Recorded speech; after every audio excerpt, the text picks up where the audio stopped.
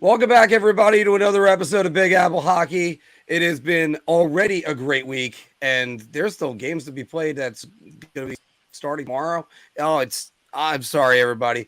I am, of course, I'll just jump right in. I am, of course, your exhausted host, Marc Williams, who has spent a lot of times just at a bar for St. Patrick's Day, except not in the best place that you'd ever want to be.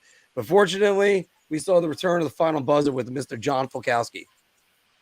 Yeah, that was a interesting game on Thursday. Another real good 2 games over the weekend, and then an up and down one last night. And we'll talk about that in a little bit. Yes, we will. And also a man that knows somebody that's really good at using his stick, Mr. Anthony Larocco. Yeah. Before I get into anything, Mark, are we live? Because in my computer, it still says scheduled in the top left-hand corner. No, I got us live right now. Let's Yeah, we're live. I'm staring at you on YouTube at the moment. That's weird. It says up in the top left corner of my thing. It says scheduled, like it's not. Mine says end broadcast. So we're good in that regard. All right, well that's good. Well, with that said, I do know someone who's great with his stick, and his name is the Thriller. And as you see in my tagline, I hate Noel Chari. Yes, we're going to be getting to both of those things about the stick as well as Noel Chari, because let's get over to the A block, where we're going to be looking at, let's say, a couple really hot teams right now in New York. And sorry, I clicked on the wrong one for a second. Also, for the New York Rangers, you can check out the final buzzer with John Fulkowski whenever he can after a game. I always will try to get my 60-second game reviews. And, of course, whenever you're with the A block, it's powered by SeatGeek. I use SeatGeek to go to the Devils game last week. Had a great time. Video of that should be coming up in the next couple days. But we'll look at the New York Rangers, who right now sit in third place, and it looks like they're going to be cemented in third place, guys. 92 points, 41-20, and 10. Their goal differential, that shot up a lot in the last week. They demolished the Pittsburgh Penguins twice. And by the way, Nashville, by a combined score of 17-2, but they lost 3-2 to the Carolina Hurricanes last night. More on that in 1 second with you, Mr. John Fulkowski, as Mika Zibanejad was also named NHL's first star of the week with 5 goals, 9 assists. We talked about the caution of last week and how important those games were, and then for the Rangers to resoundingly come out and win those games, Phil. What's your thoughts on the Rangers' offensive outburst? It looked great to see them finally just come together and start scoring goals in bunches, albeit they did it against a Washington team that's been kind of reeling, a Pittsburgh team that has fallen into a tailspin. I mean, they lost to Montreal, then the Rangers beat them, then the Rangers obviously beat them twice, then Ottawa goalied them the other night, which was amazing. Dylan Ferguson in his first career start, 50-plus saves against the Penguins. And now, Pittsburgh looks like they're spiraling a little bit. And then you go ahead and you face Carolina. And I'm not worried. I'm not mad. I'm more so disappointed in the play of Keandre Miller and Jacob Trouba. More so Keandre Miller this time around and just his inconsistent play. And I didn't like the way that the Rangers didn't move their feet against Carolina. They looked like they didn't have their legs. But if you listen to any bit of the radio broadcast, they were talking about how the Rangers played 3 games in 4 nights. And that could be part of it. The Rangers definitely needed some rest. And Carolina was definitely the team that was quicker on their feet, especially after the first period. So I liked what I saw. Otherwise, they played a tight game after 3 games in a row where they were just kind of blowing teams out. And even if you go back to the Washington game, they put up a bunch of goals in that game too. So it's a nice change of pace from going from a little more of a wide open, loose game to more playoff style hockey. So for me, I like the way that they played defensively for the most part, but then things just started getting out of control in like the second half of the second period. The Jalen Chatfield goal was not a good goal. If you listen to Steve Valiquette on the Jeff Marek show and Ellie Freeman, their show, Valakut broke it down and basically said that it's a very, very, very low percentage shot from that area. And considering that Chatfield's right-handed, coming from the right-handed side, the only time that you're going to get beat like that is if you're off fundamentally, which Igor was. His angle was off, and that caused that goal. So I'm not blaming the game on Igor. It's just a bad goal that he gave up. But when you're giving up very low percentage goals like that, and the other goaltender's not, you're going to lose more games than you're going to win. But I think the Rangers needed this because they needed a wake-up call to get a play against a better team that wasn't going to give them those wide-open chances, that was going to clog up the neutral zone. We know Brendan Moore does that, and he's very aggressive with the defense, pinching in their defense. The Rangers have got to get better with moving the puck out of their own zone. Their first passes have to be better. They have to be accurate. They have to be concise and crisp. And they just weren't in that game. And Carolina, give credit to them because they were interrupting their flow. But the over-reliance on the stretch pass has to stop, especially against a team like Carolina, because the way to beat teams like Carolina, then, the Devils in the 90s in the neutral zone when they wanted to trap, the way to beat those teams is to break out as a five-man unit and have short, crisp passes and move with speed. And that's how you do it. So, if anything, good wake-up call. Let's see them rebound tomorrow night against Carolina in Raleigh and hope for the best. Anthony, what do you think about the juxtaposition from those two blowout games that they've had, and then to get that? It looked like it might have been an easy game against Carolina, but as Phil said, they go out there, they lose in regulation. What do you think? Well, there's no such thing as an easy game against Carolina, and if you have that mindset going in, you're going to lose. Carolina is a really good team. They really play that overspeed system where they suffocate you. They forecheck the hell out of a puck carrier. And for a little while there, it looks like the Rangers were kind of playing their game, very low scoring, but then they made some mistakes. Phil mentioned Igor probably would have liked that one back from Chatfield. And then I didn't think particularly Trouba and Miller were very good, later on. But listen, the Carolina is going to win. Well, I shouldn't say they're going to win the division. It's going to be real close between them and the Devils, but they're a really good hockey team. If you want, you call them the second or third best team in the East. So, like I said, there's no shame in losing to them. And again, the Rangers have been playing well lately. Their offense, as you both know, has been real prolific over those two games against Pittsburgh and Nashville, scoring combined 13 goals. Nashville, obviously, they're pretty much done. They're not really a bad team, but even though Pittsburgh's struggling, to beat them 6-0 is pretty good accomplishment, being that they're really fighting for their playoff lives. So the Rangers really took it to them in that game. But I like to see them, how they tighten things up a little bit in those two games. I know they had the puck most of the time, which is also a good defense, but I thought they were a lot better than they had been in the previous 12. Igor, back-to-back shutouts for Igor and Halak. That says a lot about your defense as well.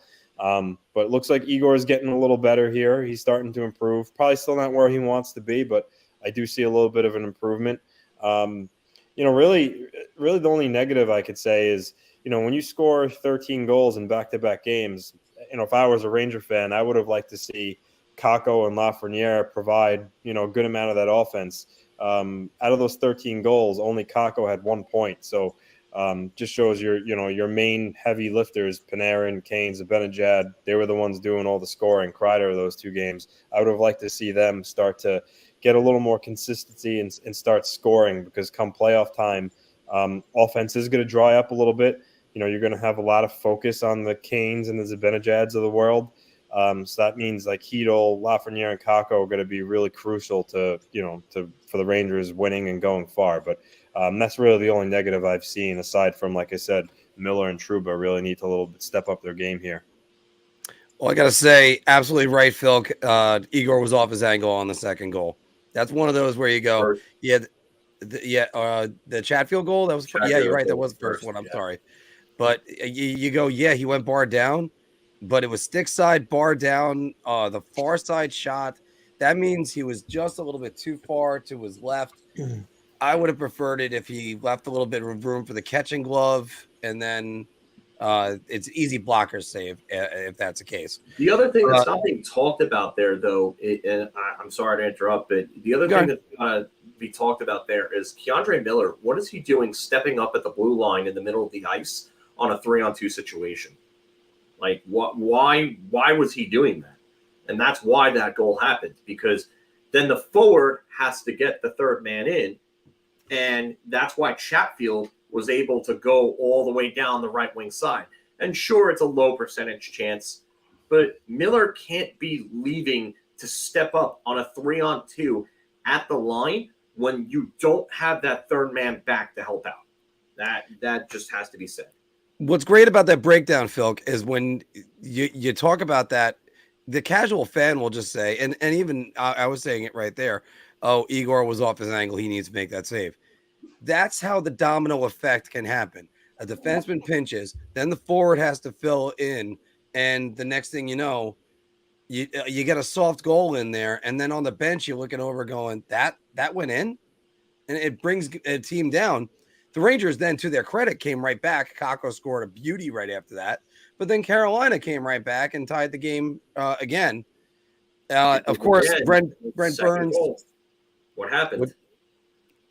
Defenseman chasing the puck behind the net and left the position.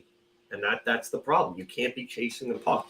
These guys have got to be better as a zone. And sometimes their defensemen more. And I'm gonna call out Miller specifically because he does this way too much. He treats defense as man on man, and instead of realizing that he has to play zone and play his position, he gets overzealous and runs out of position, and that puts Trouba in a bad position. Yeah, and it's just you can't because, and again, a lot of people focus on Trouba. How do you ever get that? But yeah, who was it again? It was Nolson. That was the guy that was all alone in front. Stefan Nason. Yeah, Nason. I can remember how to pronounce his name. I barely remember how to pronounce my name. I just spent 50 hours bartending for the last 4 days. So it's been a fun time. But now you got the Rangers, they get Carolina, they get Florida, another chance to help out the Islanders and really solidify that. What are you looking forward to Thursday night for the Rangers versus Carolina, Anthony? I would just try to say, don't let them get to their game. Control the puck. Because, when you're controlling the puck, I mean, they're still going to forecheck the hell out of you and try to pressure you and not give your players any time and force bad passes. But, have the possession game. Don't let them play their overdrive system with their speed. And also, I know, they did this the other night and lost, but typically if you get a lead against Carolina, it's going to be much easier to play against. When they get a lead, they lock it down even more. So, be physical when you can, pinch, but only when, you're it's not a 50-50 chance, the puck. Pinch when you're going to be able to get it and get it in deep, because you don't want to, hand spoon the Hurricanes any odd man rushes or anything like that. But I would just, like I said, try to control the puck as much as possible and don't let them get to their game. All right. And, damn it. I had a thought and then I lost it. Anyway, so there's going to be a huge amount of games that are coming up and huge importance, because I've said this before. I think the Rangers right now, they're cemented into number 3. They've been in there for a while. They're starting to figure out where things are going in. They're not there yet, and there's still plenty of time. And I know people are getting on me. Oh, well, they could still win the division. Yeah, but Carolina wins out. You don't have to worry about that. Carolina's got fewer games played than anything else. All right, but yeah, what were your thoughts on the Rangers week? Throw it down in the comments below. We're going to talk more about that in a minute, because we also got a lot to talk about that guy's team right there on the bottom. First, a message from DraftKings. Hockey fans light the lamp this winter with DraftKings Sportsbook, an official sports betting partner of the NHL. New customers can bet just $5 pregame moneyline on any NHL team to win their game and get $150 in free bets if they do. If that wasn't enough excitement, you can turn small bets into bigger payouts with same-game parlays. Combine multiple bets like which team will win, how many goals will be scored, and more for your shot at an even bigger payout. Download the DraftKings Sports app now. Use promo code THPN. Bet $5 on any NHL team to win their game and get $150 in free bets if they do. only at the DraftKings Sportsbook with code THPN. I forgot that I had that Alexander Romanov hit in the side of that promo, and the one on Miles Wood where he basically, and Miles Wood's kids are going to feel that hit. That's a pretty hard hit. That's a hard hit. Yeah. I mean, I made the short a while back of from using the God of War quote about how he actually knocked the serpent back in time, the mighty blow from Thor. But to the New York Islanders, guys. The New York Islanders right now, 4th place in the Metropolitan Division, 82 points, 37, 27, and 8. Their goal differential went up a lot in the last week, Anthony, after some pretty big wins over the Ducks, the Sharks, and the win last night against the Maple Leafs. We all know it. Not everybody got to see it, Anthony. That's part of the problem with ESPN Plus. Thank you very much. But here we go. This was the save of Ilya Sorokin on Gustafsson. And they get the puck in. They're working around pretty well. I guess I left this back a little bit. That's ridiculous, Anthony. That's absolutely just ridiculous of him making that save. What are your thoughts on the Ilya Sorokin stick save? Well, first, it was one of those things where as that developed, like right there, I'm like, up 2-0. And then he made the save, and Mike Monaco, who did play-by-play, just, lost his shit. And I was like, did that really just happen again? And sure enough, they show the replay, and almost on the year anniversary when he did it to Panarin. He did it to Chris Letang a couple of weeks ago. So it was just a ridiculous save, and it was a game changer. At that point, the Maple Leafs were controlling the play. It was 1-0. Obviously, 2-0 game. Who knows what happens after that? And after that save, Sorokin really woke the Islanders up. You saw their play the rest of that period. And the second period, they started hot, 4-on-4. They tied the game, and then from there, they just went running. So. Fantastic save. I don't know what else I could say about him at this point anymore. But he changed the course of the game, and then the Islanders capitalized, and they went on to absolutely run the Maple Leafs out of the building. So it was definitely a good game. And prior to that, let's not forget about the Western trip they went on. The Ducks and the Sharks are bad teams, but sometimes those games can be trap games, and they got the job done. They beat them. They lost to a good Kings team, which. No shame in that, but they're in a good spot right now. They really do. They control their own destiny. They can go 5-5 the rest of the way, which is 500, which is far, far less than the rate they've been playing at over the last 20 games. And Pittsburgh would have to go like 7-4-1 just to end up with more points than them. So they really are in the driver's seat here. Just got to keep it going. Bad Columbus team and a bad Sabres team coming up. So hopefully they can get the 4 points there, but I like where they're sitting right now. The only thing that really kind of upset me right now is this, the status of Brock Nelson, which we don't know anything about and probably won't know until tomorrow when they practice. But that was really the only unfortunate part of otherwise a great night. Phil, we're going to get into that Brock Nelson hit in a moment, but what are your thoughts on the Islanders last week? They did what they had to do. And the 7-2 win was unexpected, but if you're an Islanders fan, you're loving that. Obviously minus the Nelson hit, but yeah, they took over after being down against Anaheim, and they realized, hey, we better get our act together, and they took that game back over. And Trevor Zegras obviously dazzled a little bit with that incredible pass he made. But. The Islanders took the game over. They ended up winning that game. And then San Jose got in front early, and you're like, uh-oh, here we go. But they took that game right back over, and they did what they had to do. They finished that game strong.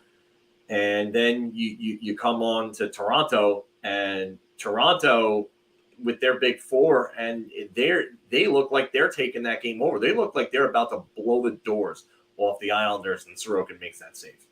And that turned that entire game around. And a lot of what the Islanders have been doing lately has kind of been mirroring what the Rangers have been doing. Starting games flat, and then, getting better as the game comes along, coming back and winning it. while it's a good thing, you know, as we've discussed before, and even Anthony himself has said it, you don't want to get into that habit. So the Islanders, they're getting the results that they want. You want their starts to be a little better, but the end result is really what matters. So the end results are good. You know, LA played really great against the Islanders, and I mean they kind of just stifled them. But you know, you're going to come across a team like that. Rangers came across Carolina. Happens. Sometimes you need those games to wake you up, and the Islanders, you know, hopefully Nelson's all right for them, but I mean, they look like they're playing really good hockey right now, and this is the time to be doing it. Quickly, by the way, what were your thoughts on that stick save again? That stick save is unreal, and it's not the first time he's done it. He's done it like 3 other times before. It's not a luck thing with him. I mean, maybe the puck is going to the sticks. Maybe the players might have to start shooting it on the ground when they see that. But I mean, you're just firing that puck right away, and it's a snap decision in the moment type thing. So I mean, he's doing something right. Anthony texted me today to yell at me about why aren't you guys messaging about that stick save today? Is it because of your Ranger bias? And I'm just like, dude, I worked a lot, but also I that game was on I didn't even ESPN see Plus. it until like well after the fact because I didn't really get. I was just busting balls. I know, you were busting balls, but still, I had to go mean, back. but by the way, that game's relegated to ESPN Plus on Hulu. Yeah. And not as many people were able to see it, maybe on a national audience, but not really. So, of course, Islander fans had to scramble to go see it. Maybe they caught the clip of it on Twitter. But I do have to say, Anthony, this is the evolution in goaltending. And, yeah, we looked at the one last year on Panarin, and there's an entertaining bit Anthony pitched to me. We're going to get it on Instagram probably tomorrow and in one of our shorts. But the one on Panarin last year on St. Patrick's Day, when he's on his back and Panarin shoots it and he adjusts to bat it out of the air, that's one story. The one on Letang, and even this one, if you remember, Hasek started this where it was just throw something out there and maybe it doesn't go in. Then you had Marty Brodeur getting the paddle down when guys are on that backhand, they can't lift it. Then you think of Alex Tuck against Braden Holtby in Game 2 of the Stanley Cup Finals in 2018 when Holtby just drops the paddle down, Tuck doesn't get it up, and then that's it. Guys are getting it up. And now Sorokin's now evolved to go, I'm going to throw this right in the middle of the net. It's probably going to hit this stick. And then that's going to be it. It's even more amazing that even when it hits the stick, he keeps it out. That's what's also just amazing. Yeah, like it's not getting like a piece of the stick and still going in, which, yeah, I totally get that. Yeah. Speaking of big saves, we haven't even talked about this one. But you want to talk about Igor Shesterkin's scorpion save? Oh, that was a great save. Just the circumstances of that were nowhere near this one. No, nowhere near that, but still just a great save. And we're going to have a lot of great saves to talk about between the two Russian goaltenders in New York for a long time. And, but I mean, that's an amazing save. I actually think that these guys are evolving goaltending, both of them, not just, I mean, Sorokin especially. Everybody always said Sorokin was the better athlete out of the two of them in net. And I think you're really starting to see that. But guys, we got to talk about, and we just also flash the wild card standings one more time. Again, now the Islanders are in a position where even if they win out, they're in. So they control their own destiny. But let's go back to this, guys. Brock Nelson taking this hit from Noel Acciari. And let's see if I can expand that for us right there. Anthony, what are your thoughts on this hit? You know, I acknowledge that he did turn, but even after he turned, Acciari didn't veer off. I mean, he tagged him anyway. He tagged him anyway, and he drove his head into the glass. I mean, you see it right there. Look, and I'm not saying that it should have been a 5-minute game because again, I recognize he turned, but 2 minutes definitely, and it wasn't even a penalty. I just don't understand how that wasn't even warranted for 2 minutes. It was from behind, it was high, and his head got driven into the glass, and Nelson goes down, and right away he grabs his head. So, it's a little frightening. Hopefully he's okay. He had a cut on his face too, and I saw pan to the bench, and Scott Mayfield was yelling, "He's effing bleeding," to the ref. They just all couldn't believe that there was no call on that. So, look, it is what it is. It happened. It's over with. But now, Barzell's already out, and now you have Brock Nelson, who's arguably more important just because he plays more of a 200-foot game. He's their leading scorer. And now both of them are out. So hopefully, it's not too long. I guess we'll see.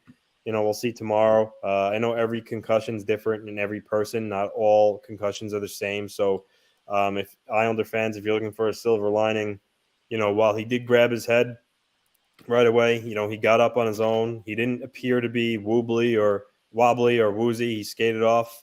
So hopefully, maybe it's just kind of headache, and they left him in concussion protocol, precautionary, and hopefully he'll bounce back soon. So we'll see. But I was disappointed that there was no call, and I just don't understand how they missed it. And Matt Martin did at the end of the game when it was out of reach.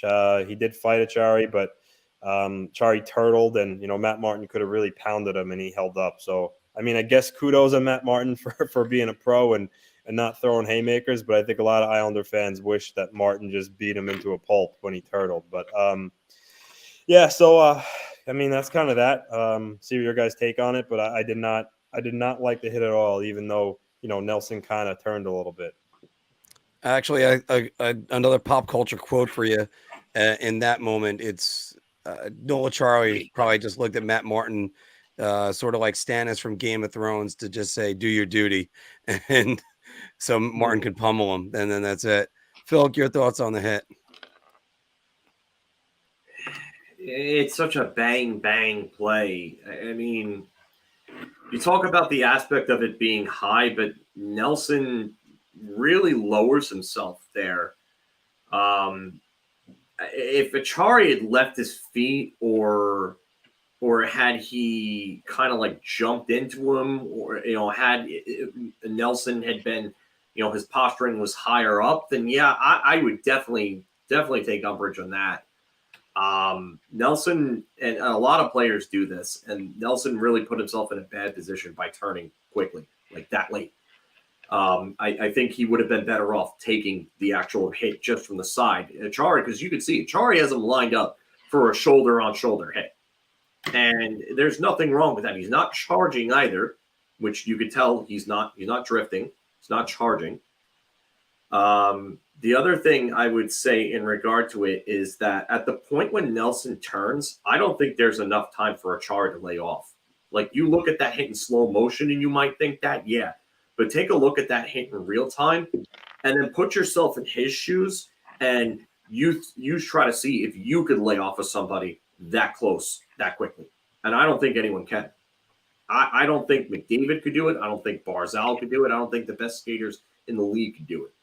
So while I get that you would want to call on that, I could see why they didn't call it, because it's really a bang play. It's very close.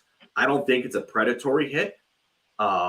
He definitely wasn't going towards him long enough with the numbers out to say, hey, you know what, it's a predatory hit. Because now he turned a lot earlier and Achari went in, I would say, okay, yeah, I get it that's a predatory hit. He had him, he had him lined up for a while on the numbers. The numbers were there. He saw him. He had more than enough time at that point to say, hey, I got to lay off on this, or just ride him into the boards gently and pin him instead of throwing the full-on hit. So for me, that's a bang play. It's a very unfortunate ending to that. I don't see malicious intent or anything predatory. Noel Achari does not have a history of that at all. I don't think he's ever been suspended, and I can't think of a time where anyone's ever really accused him of being a dirty player or throwing a dirty hit. So which wasn't really the accusation, but it was more of just whether or not it was a penalty too. Yeah, I get why somebody would want a penalty on it. I get it. I understand it, but I just think it's too close to say that he had enough time. Like, I don't know how you can definitively say that he had enough time to lay off that hit and, say that he could have being that close in when Nelson turned. I just think it's too bang bang. Now, one thing about it also is when he does turn, it does change the angle of how he is. I mean, I understand what Anthony's saying though, because when Achari goes in, he still puts his head right into the boards. Yeah, And I think that does go into where you're saying that's more unfortunate though. But I think you could also be calm because the Islanders don't play till Friday, and they get Columbus and oh shoot, I just looked it up. Oh, Buffalo. And right now Buffalo is reeling, but they're right now in a situation where they're in a dogfight for the playoffs. As much as I'm confident now, they're wild card one. You could afford to rest them, but you hope it's not a long term thing. I mean, no, obviously, the hope is that Barzell's going to return before the end of the regular season, so that's good. But for the meantime, here, you are possibly looking at maybe not having either of them for a little bit, which is unfortunate. But again, like I said, concussions are a tricky thing. If that's indeed what he has, I would say by his reaction, it's it's certainly possible. Or who knows, maybe he did have a cut on the side of his face. Maybe it's a jaw issue, maybe it's an orbital bone, which honestly I'd probably rather have it be an orbital bone or a jaw rather than a concussion, because you could just put the fishbowl back on and play. But I guess we'll see. You could speculate all you want, but it is unfortunate that Nelson had to obviously leave and not return. He's one of their best players, and I do agree with a lot of what Phil says too. I'm not one of those fans that are saying Achari should have got a 5 and should have got suspension. I do think he could have still got maybe a 2-minute penalty, because despite turning, I do feel Achari did, like Mark, you just say, I think he hit him pretty good into the boards there. But it is what it is. Didn't happen. At least he answered the bell and he fought Martin. So it's over and done with. But hopefully for the Islanders' sake, Nelson's not out long term. And speaking about answering the bell, the Islanders 7-2 winners over the Maple Leafs. Your thoughts on that too? Just like they 7-2. What'd you say? 7-2. Yeah, it's just like I said before, Sorokin changed the course of the game, and Islanders, once they tied the game, I think they smelt blood, and they kept going at it. And let's not forget too that when it was 1-1 before the Islanders made it 2-1, they allowed a shorthanded breakaway that Sorokin made a save on too. So that was another key point. He made the stop. Fasching scored, and like I said, after that the game wasn't really close. I know Toronto did briefly make it 3-2, but Clutterbuck answered right away with a snipe. I don't know if he decided he wanted to challenge his inner Patrick Laine, but that was a rocket that he went down there and snapped over Samsonov. So yeah, but no, they really controlled the play. They forced Toronto into making errors. It was just a good game overall. Their system, they played to their system. And what did the Islanders do? They wait for you to make mistakes and they capitalize on them, and that's what they did. And Phil, speaking about which, I'm just going to line you up for this one. He was talking about that they were forcing Toronto to make mistakes. Same thing with the Rangers. Toronto was just turning the puck over, and the Islanders were just capitalizing on them all day. I was just going to say the big Toronto's big four between Tavares, Marner, Matthews, and Nylander on the night, they went a -8. Nylander was even with no points, and Tavares was a -3, no points. Marner a goal, -3, and then Matthews an assist, -2. So a big bad night for the big four in Toronto. Yeah, that is not a night that they would want, and for a team that's been doing very well with their goals against, that's you don't want that situation. And also, again, we still haven't even gotten to mention this. Ilya Samsonov did not look good last night. Because Ilya Samsonov is, wait for it, not good. I find your thoughts intriguing and wish to subscribe to your newsletter. Speaking about which, everybody, make sure that you subscribe and hit the like button for us. I'm going to be hitting those again later. So Just once again, a reminder, go to SeatGeek, go look up your tickets, $20 off your first order. Use the promo code Big Apple Hockey. And, I did it for the Devils game last week, and I'll be doing it for whatever games I'm going to be seeing the rest of the year. Let's get into some bar talk, and let's talk more about some of the issues we brought up just a minute ago. Shot. This is the easiest I've ever to answer. I'm going to say beer. I can't even begin to describe. I'm actually going to go crazy. I'm going to buy everybody around on this one. I still love every single time I ever hear that answer, Anthony, because I know you called me a hack right after that. So, everybody, welcome back to Big Apple Hockey's Bar Talk, where we are gauging our confidence on NHL topics based on our choice of drink. Are you going to play along down in the comments below, or are you just, oh, God, give me a shot? Or are you so confident you're buying everybody around, or just so, I'll have a beer? And also, welcome back to Layup Talk. That's kind of what it's been lately. By the way, speaking about layups, my poll question of the day is, Core was good to point out, are the Islanders a playoff team? 72% of you are saying yes, they are now. So 72%. I can't believe I think that might be why he called it Layup Talk. It kind of is. Sometimes we just need to talk about things, and I'll throw the layup in there. By the way, guys, if you don't want to go to the liquor store, have it come to you. Make it a Drizly night. Click the link in the description below, and get your liquor brought to you. Liquor, beer, whatever you want. They got it all. Philk, we talked about him, and before I forget, I am wearing the hat today. Hats are coming again soon. I'm going to be updating that more. Philk, do you know who the first New York Ranger to have 4 points in a period is? Or for a defenseman. New York Rangers defenseman to have 4 points in a period. Well, it was Keandre Miller the other night against Nashville, and that was ridiculous. Keandre Miller is the most important defenseman for postseason success for the Rangers. I'm going to say beer. I want to go. I want to lean towards shot too, but I'm going to go with beer because he is very important due to the fact that that second pairing needs to be a hell of a lot better than they've been, and he needs to be a hell of a lot better in his own zone. If he's going to continue to be inconsistent defensively and give you games where he looks great and then games where he just looks awful like he looked last night, I don't know what this team is going to do. So I'm going to say beer here only because Adam Fox is the most important defenseman, and that's by far. But Keandre Miller's got to be either number 2 or number 3 at this point. Anthony. I'm actually going to go shot only because I think Ryan Lindgren is really important come the playoff time. I know he doesn't put up the points, but he's a warrior. He defends well in front of the net. And, in the playoffs, you win games in the trenches. And, if he could stay healthy and play his style of hockey, that's going to go a long way in the Rangers, shutting down some other teams. So, while Miller's important, he skates well, if he produces some points, that will help, sure.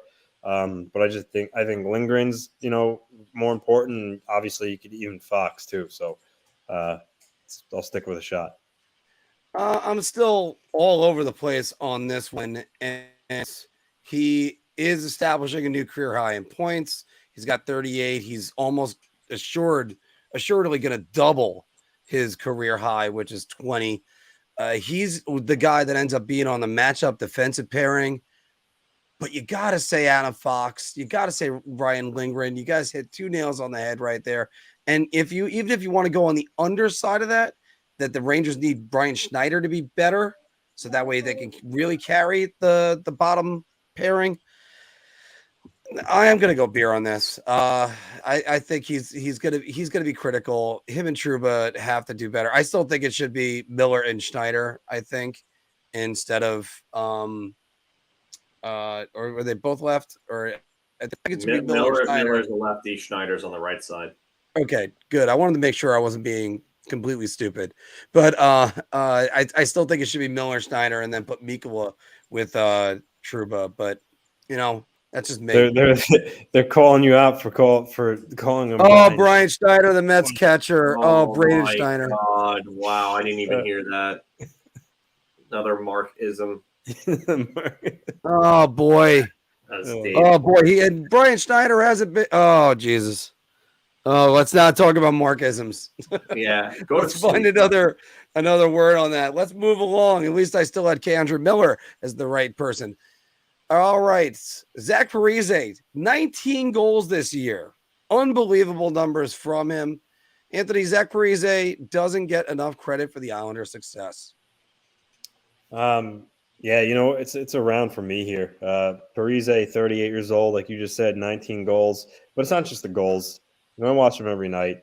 He just, night in and night out, he just brings his lunch pail and he just goes to work. 4 checks. He gets in the corners. He hits. He's integral on the penalty kill. He's one of those guys that he'll die for a loose puck. He'll put his body on the line.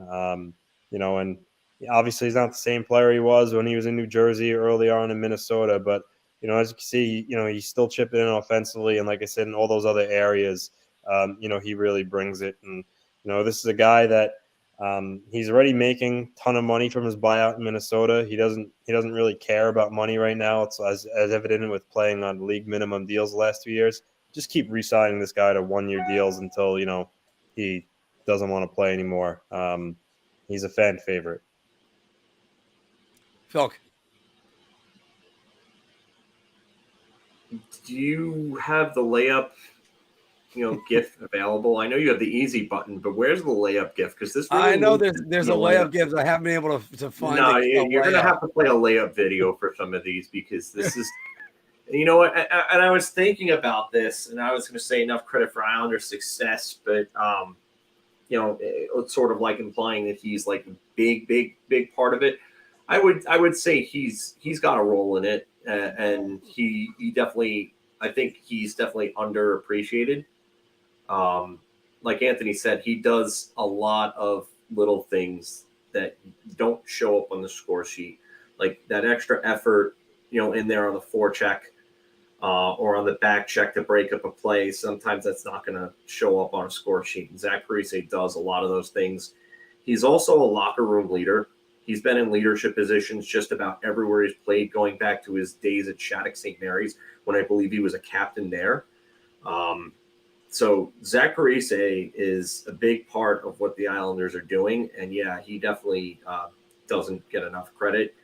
But I'll tell you this, 20 goals for a guy that's going to be 39 over the summer.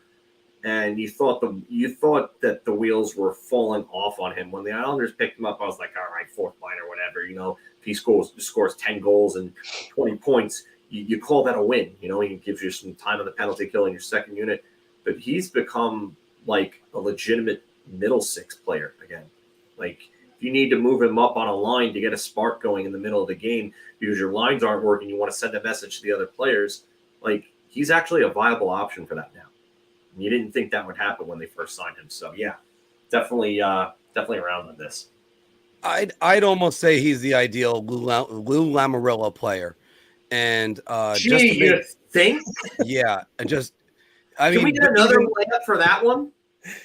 I mean, well, there's a lot of those guys you could say going all the way back. No, but Mark, undertones here. Who drafted Zach Parise? Oh, of course, Lou did. Yes. Oh wait, Glenn Sather didn't draft Zach Parise. I'm sorry, I forgot all about that because he wanted Hugh Jessamine. I see what you did there. Yeah. Okay, well, I'll fire back at you. Okay. And by the way, just to make us all feel better, I'm probably gonna have to get a dough gift going in there for all my mistakes or whenever I make them. But I should just call him JP Parise just for a second, just to make sure that I have it in there. But no, Zach Parise is a great player. And again, as you said, going all the way back to St. Mary's, Philk, because this is a guy that watching him play with Team USA over the years, you're like, oh goodness, why can't this guy be on my team? And we kind of talked about it when they got Parise. We thought that was a great deal, but if he's on the first line, that's not a good thing. He's a spot first liner now. He's a middle 6 guy, as you said. I mean, he's done a great job. And so I gotta go round on this. If I didn't, I hit beer. Okay, so there's a round. So Anthony kind of talked me into that. All right, JP Parise, everybody. But Philk, here's something we don't. Wow, wait a minute, because I gotta check. I gotta correct one abbreviation. We got the race for Connor Bedard that we're gonna do right now. There was, speaking about a big mistake, the abbreviation was COL for the one that's the lowest ranked team right now. But it's actually CBJ, not Colorado. So it's a good thing I caught that before I hit the button, and really just another Marquism. But the Columbus Blue Jackets won the offseason last year, and they're losing the regular season. 51 points, 53 for San Jose. San Jose has 2 games extra played. Chicago's been winning. They're at 54. Anaheim at 56. Phil, the Columbus Blue Jackets will finish dead last in the NHL. I'm gonna say beer. I just because they're there right now, but Johnny Gaudreau had himself a 4-point game the other night. He's still a really good player. He still doesn't want to lose games. I don't blame him. Teams don't look to tank, even for a guy like this, even though it would help an organization out. So it's gonna come down to them in San Jose more than likely. Chicago somehow found a way to win games despite not having anybody anymore. So, good for them. But, it's going to be them or San Jose. So I'm only going to say beer right now because this is like a definitive yes. I can't give a definitive yes for it. Anthony. I'm going to say beer. She made me chuckle last night. Butcher Gross was saying that the Blue Jackets are going to regret their come from behind win last night in Washington. Obviously not the players, the organization, because they were down 5-3. They were down 5-3. It looked like they were going to lose. They came back and they won 7-6 in overtime. So I get why he said that. But look, they got a really good player in Johnny Gaudreau. Line Merzlikins, after looking like his first year in the league, where it looked like he might be a pretty good goalie. He's been pretty bad since. So. And they got so many other holes in their lineup. But when you look at some other teams, Chicago, San Jose, they honestly could easily be worse. They're all in that same group of just being dreadful. So I don't want to say round because that implies I think they will. There's certainly a chance. But I do still think there's a chance that Chicago, San Jose, or even Anaheim still finish last in the league. I'm actually going to go around on this one. I know they're not trying to tank. It just might be that they're just not good enough, that there's injuries, but they also got nothing to play for. And if you look at a lot of these teams on the bottom, I'm just going to go with just the one that's sticking out the most. The Arizona Coyotes are 6-2-2 in their last 10. If they're trying to tank, they're not doing a good job of it. It's just that simple. So no, not at all. Yeah. Speaking about teams that were in the hunt, but also not, they were kind of in no man's land.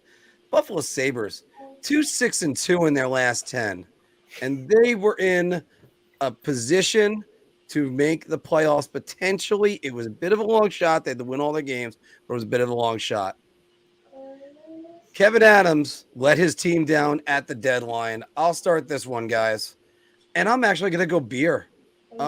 Look, could he have acquired somebody to help out somewhere? Maybe catch lightning at a bottle and maybe they squeak in and they get in there.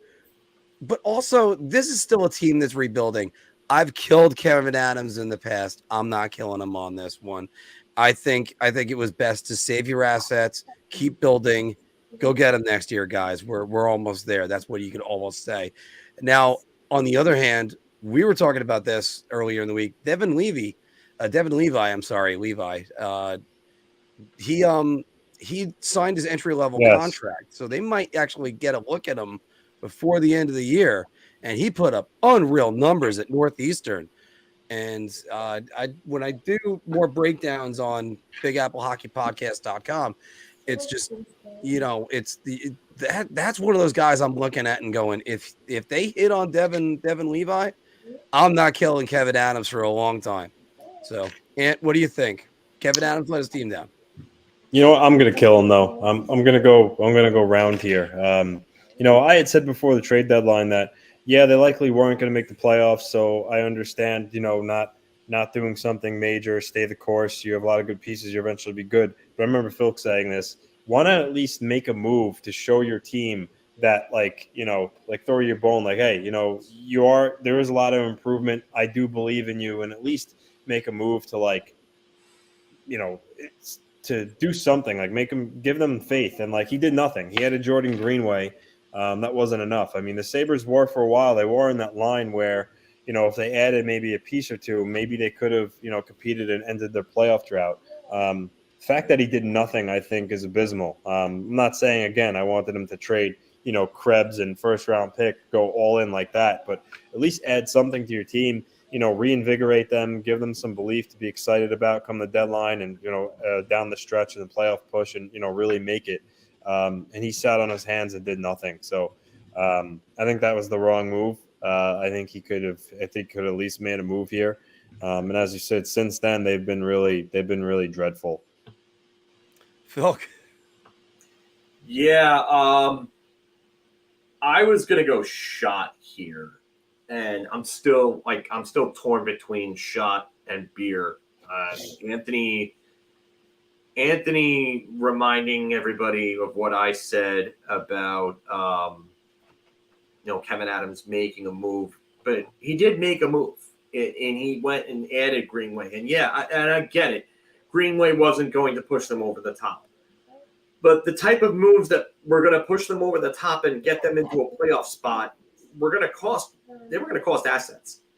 And listen, I like the fact that he made a move, because he made a move that could help them now, and he made a move that could help in the future. So you know what? I'm going to stay with Shot. Actually, I'm going to keep it at Shot, because if Jordan Greenway works out, we're going to look back at that move, and you're going to say, "Hey, they got this guy for nothing, and now he's turned into one of the better power forwards out there." Let's just say he finds that step in his development, playing with maybe someone like Dylan Cousins or maybe even Tage Thompson next year or beyond or something like that. You're looking at that move and you're saying, hey, you know what?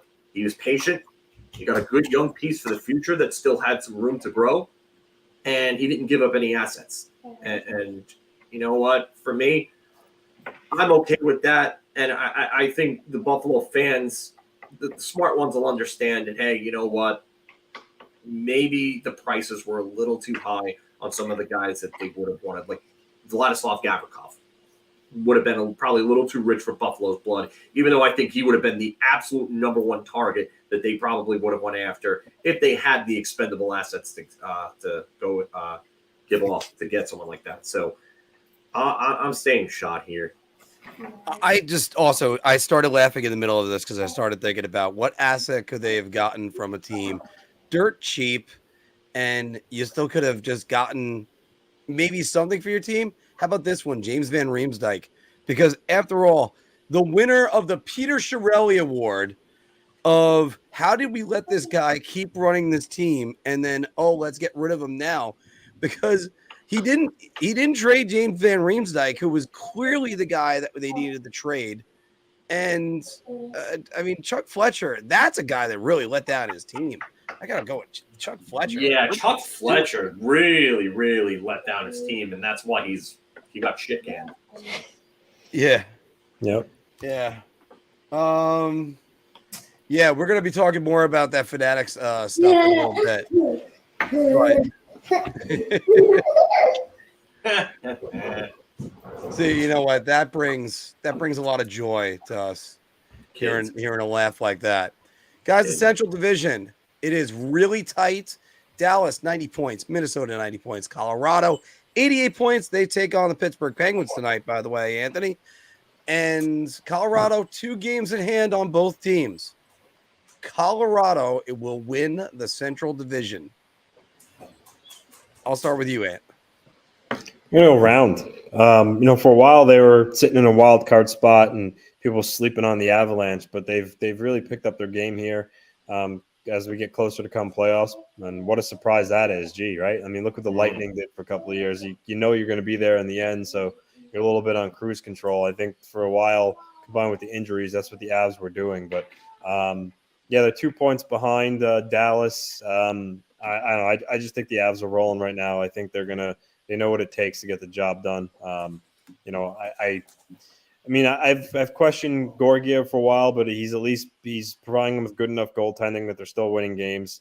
I like the makeup of the team. I think they're going to end up pulling it out. Might only be by a point, but I think they're going to squeak by and win the division. All right. Phil? You know what? I've got to go around myself. And the reason I say that is just because I love the year that Jamie Benn is having in Dallas. He's got 70 points in 71 games. Like, whoever thought Jamie Benn would get back to about a point per game? Rupe Hintz is over a point per game. Joe Pavelski doesn't seem to be slowing down. Miro Haskins got 61 points already in 68 games. Tyler Seguin has cooled off immensely. I love the emergence of Wyatt Johnston, breaking some Dallas Stars rookie records. And I say Dallas Stars because Mike Modano's doesn't count towards that franchise as he did it with the Minnesota North Stars, not the Dallas Stars. Really? So, yes. It wouldn't count that they're the same franchise? Record by Dallas Stars team record, it's Wyatt Johnston now has the rookie gold record. So yeah, I got corrected by the social media account for the Dallas Stars in regards to that, because I asked the question myself, and they ended up specifying that to me. But Colorado just has firepower, and they have star power that Dallas just does not have right now. And listen, Jake Ottinger is like here compared to Alexander Georgiev there. But the rest of the team is just so much in favor of Colorado, even with losing guys like Kadri and Burakovsky and so on. The pieces have come in. Bowen Byram's back. He's playing well. They have one of the best defensive units in the league. Colorado is going to – they remind me of right now they're reminding me of the 2000 Yankees. Cruise control the entire year. They got to the playoffs. And then they're just going to turn everything on, and they're a scary, scary team still. So, yeah, round. All right. And I got to say this because I had to look this up. I was sort of like Winona Ryder years ago at I think it was the Screen Actors Guild Awards, where she's going, huh? But I looked over at this. I'm going to go round two, and here's the reason why. And I had to double check to be sure. Colorado's got the 30th easiest schedule, according to Tankathon right now. And this is their schedule coming up. Yes, by the way, they get back-to-back games against home for Minnesota and home for Dallas. This is what's coming. That's starting on the 29th and April 1st. Tonight they get Pittsburgh. You're welcome, New York Islanders. They get a home and home against Arizona, even though Arizona is the sneaky home team. You got to watch out for them. Arizona's home record is really good. It might have something to do with them actually having a packed out stadium. Sorry. But then they get Anaheim. After that, I know they have 2 games against San Jose next month, both in San Jose, then in LA, at LA, at Anaheim again. They get 2 games versus Anaheim, 2 games versus the Sharks, 2 games versus Arizona. And let's be honest, you're playing Winnipeg right now. You might as well be playing a dead team, and then eventually it's Nashville. They're winning the division. They might steamroll in the next 10 games. I would not be surprised. I mean, just wow. And I really like a lot of those teams. And right now, you know what? Actually, we're going to bring one of those up during the Who Says No comments. Guys, speaking about one of the division leaders, and a matter of fact, the number 1 team in the Western Conference, the Las Vegas Golden Knights. Logan Thompson is traveling with the team. He's been out since February 9th. But Jonathan Quick, 5-1, 2.98 goals against average, 9.06 save percentage. Vegas can win a cup with Jonathan Quick, Mr. Filkowski. Shot. that's not going to be good enough for the playoffs. When you have a team like Colorado last year, yeah, but Vegas is not Colorado last year. Mark Stone's not back. We don't know if he's going to be back. They're not as deep of a team as a team like Colorado. You're going to need goaltending much better than that to win if you don't have a super team like Colorado did last year. So, no, I'm saying shot. Anthony. I was thinking shot all the way, but change your heart last minute. I'm going to go beer, and I'm just going to throw Quick a bone. You know, he's won cups. He's a veteran. You know, who knows? Maybe in the playoffs, you know, maybe his final run, he picks up his game and can give him good enough goaltending where, you know, they can make a run. But in perfect world, obviously, you know, his numbers in the regular season, you want it to be a little better. They are better than it was in LA, so that's a start. But, you know, he's fallen a lot. You know, perfect world also, Logan Thompson comes back for Vegas. But in the meantime, I don't see it happening. But I'm not going to bet against Quick totally just because he's won before. So that's why I changed to a beer. Now, it's funny because when originally I had this in the rundown, I actually had it as we didn't have it in the rundown for us. I had it as over under 2.5 games for Jonathan Quick. We decided to change it to this. And you got to motivate a Jonathan Quick, a guy that's done it before. Maybe they catch lightning in a bottle. I'm going to leave it just to a beer. I really think it's Logan Thompson. It might be closer to, let's say, for instance, the Darcy Kemper, Pavel Francois combination last year that they both won 8 games. Maybe it's a little bit closer to that. But if you're relying on Jonathan Quick, I don't know if goalies have that last run in them. And because that's a lot to put on their shoulders at their age. I think that's very tough. He also wants to shove it up, you know, LA's, you know what, and especially if they were to meet in the second round, he's going to be really, really motivated. So, Phil, let me paint this picture to you. LA versus Las Vegas, second round. There, let's say the series is tied at 1. Jonathan Quick's first game back, he's starting in LA. Do they do the video tribute then, or do they wait till the next year? That's actually the best bar talk question I think we've had. That's a real good one, actually. Jeez, I don't even know. Oh my god. I can't even think of a situation where that would ever happen. I don't think you would have to do it then. Would you really want to do that? If let's just say Quick eliminated Vegas from the playoffs and he came back first regular season game was like, I don't know, first or second game of the season against LA, because NHL clearly loves to do that with their scheduling. You really would want to do that and maybe have highlights of him making saves against you or something like that, or after he made those saves against you? I would not want to do that, man. So I get that video tribute out of the way then and try to maybe, you know, get him all emotional so this way he's not as mad and motivated.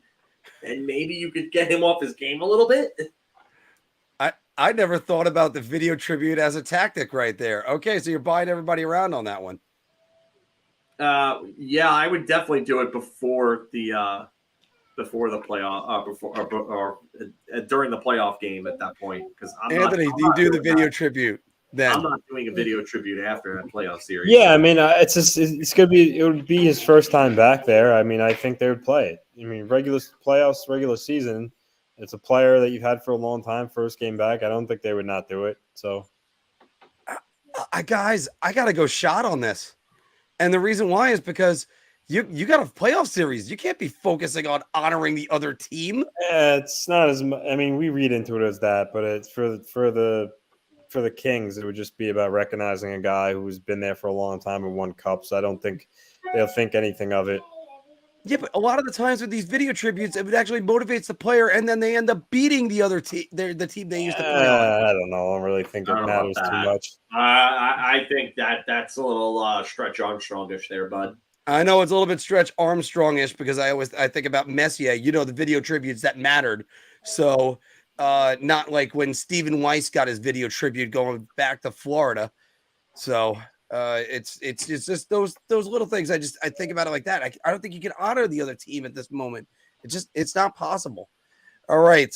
We're gonna get out of bar talk in a few minutes because there's a couple other topics, and then we're gonna go to just one more block before Q&A. Alexander Ovechkin broke Wayne Gretzky's record for most 40-goal seasons. Anthony, he's your favorite player. Can Alex Ovechkin reach 50 goals again? I mean, I'd love to see him do it. He would need to score 10 goals in 10 games to do it. I mean, if there is anybody that could do it, aside from McDavid, it would be him.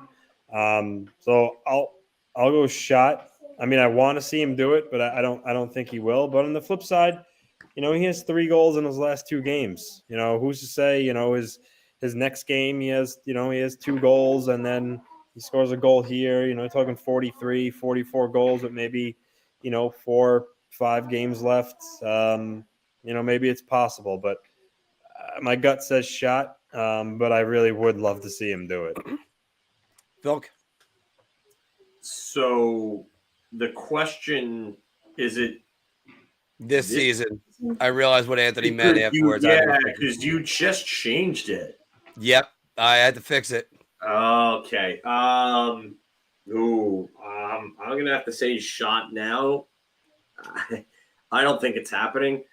That would be incredible, though, if he did. That would be some just unreal run of goal scoring. Because I believe he just got his 40th, and he's missed a few games, obviously, because of the death in the family. And Capitals are now 33-31, and that's okay. So they are at 72 games, so that's 10 games left. Oof, yeah, 10 goals in 10 games. It's possible, but just because it's him. But I don't see it this year. I'm gonna go beer because if you ever count out Alexander Ovechkin, he'll have back-to-back hat tricks because that's what Alexander Ovechkin has done his entire career. This guy, after 2012, a lot of people thought he was dropping off, and he then comes back and wins an MVP. Everybody thought, he's no good. Sure. He then comes. He won a President's Trophy. This team looks like they're ready to win a cup. Then they come up short. They're never going to win a cup. Then he wins a cup. Then he wins a Conn Smythe. Arguably, because obviously Kuznetsov could have won it that year. I think he ends up 46. That's my guess, but I would love to see him do it. I mean, that's still impressive. That's still a great thing. If he gets the 10, he finishes with 830 on the year, and then he needs only 65 more goals to break Wayne Gretzky's record. And that's going to happen. And he'll definitely do that. And Wayne wants him to do it. In 2 years, he would do that. I still can't believe he's actually going to do it. Like, that's incredible. I thought he was going to fall just short. And even when I said he was going to fall just short, I realized if he falls short, he's going in. So he'll play one more year.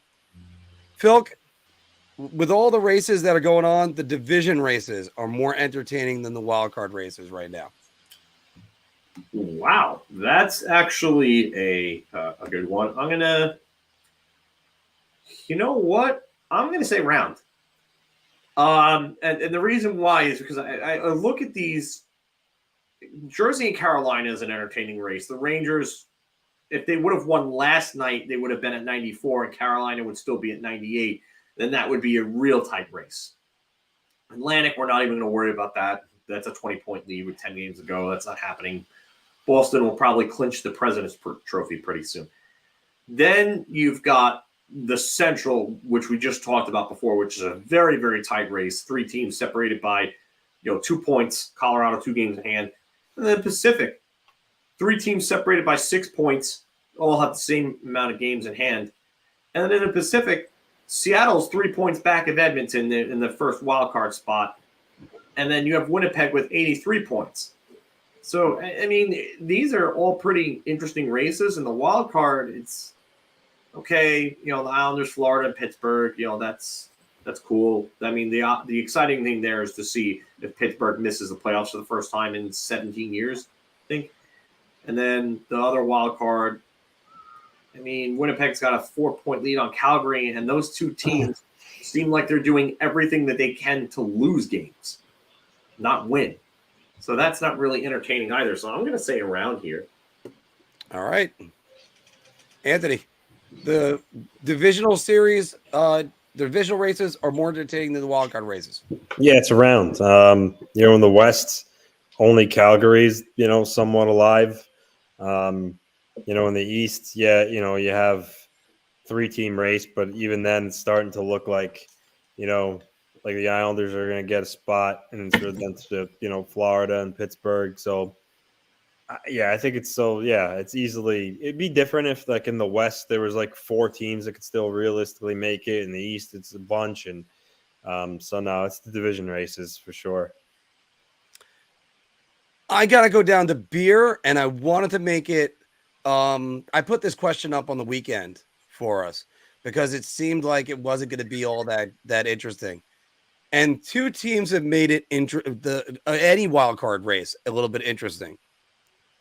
And that's the Pittsburgh Penguins and the Calgary Flames. Because every time you think the Calgary Flames could get back into it, then they go up and they lay an absolute egg like they did Monday night against LA. And then what happens with the Pittsburgh Penguins? You're going, oh, Pittsburgh's just going to go on cruise control. They're going to beat the Rangers one of the 2 games, and they're going to look pretty good. And then they can't get a puck past a rookie goalie, or they got one. I'm sorry. But then they lose regulation. What? Yeah. I mean, even that puck squeaked through Ferguson.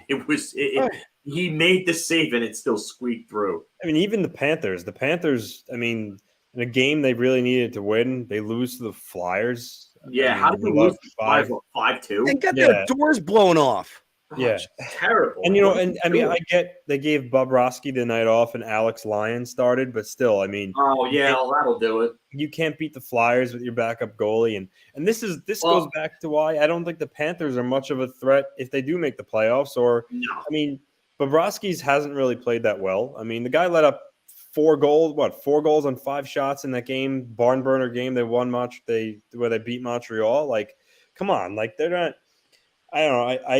I think both Pittsburgh and the Panthers are, seriously. I'd be shocked if either one of those teams won more than 1 game in a playoff series. Oh, because you're going to play Boston. You'd play Boston as a second wild card. Boston's going to trounce them.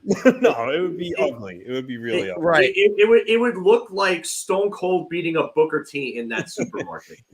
Yeah. That's what that would look like. I do have to say this. There is a team Boston would fear that, and they don't want him to get the wild card. We're going to talk about that more in a minute.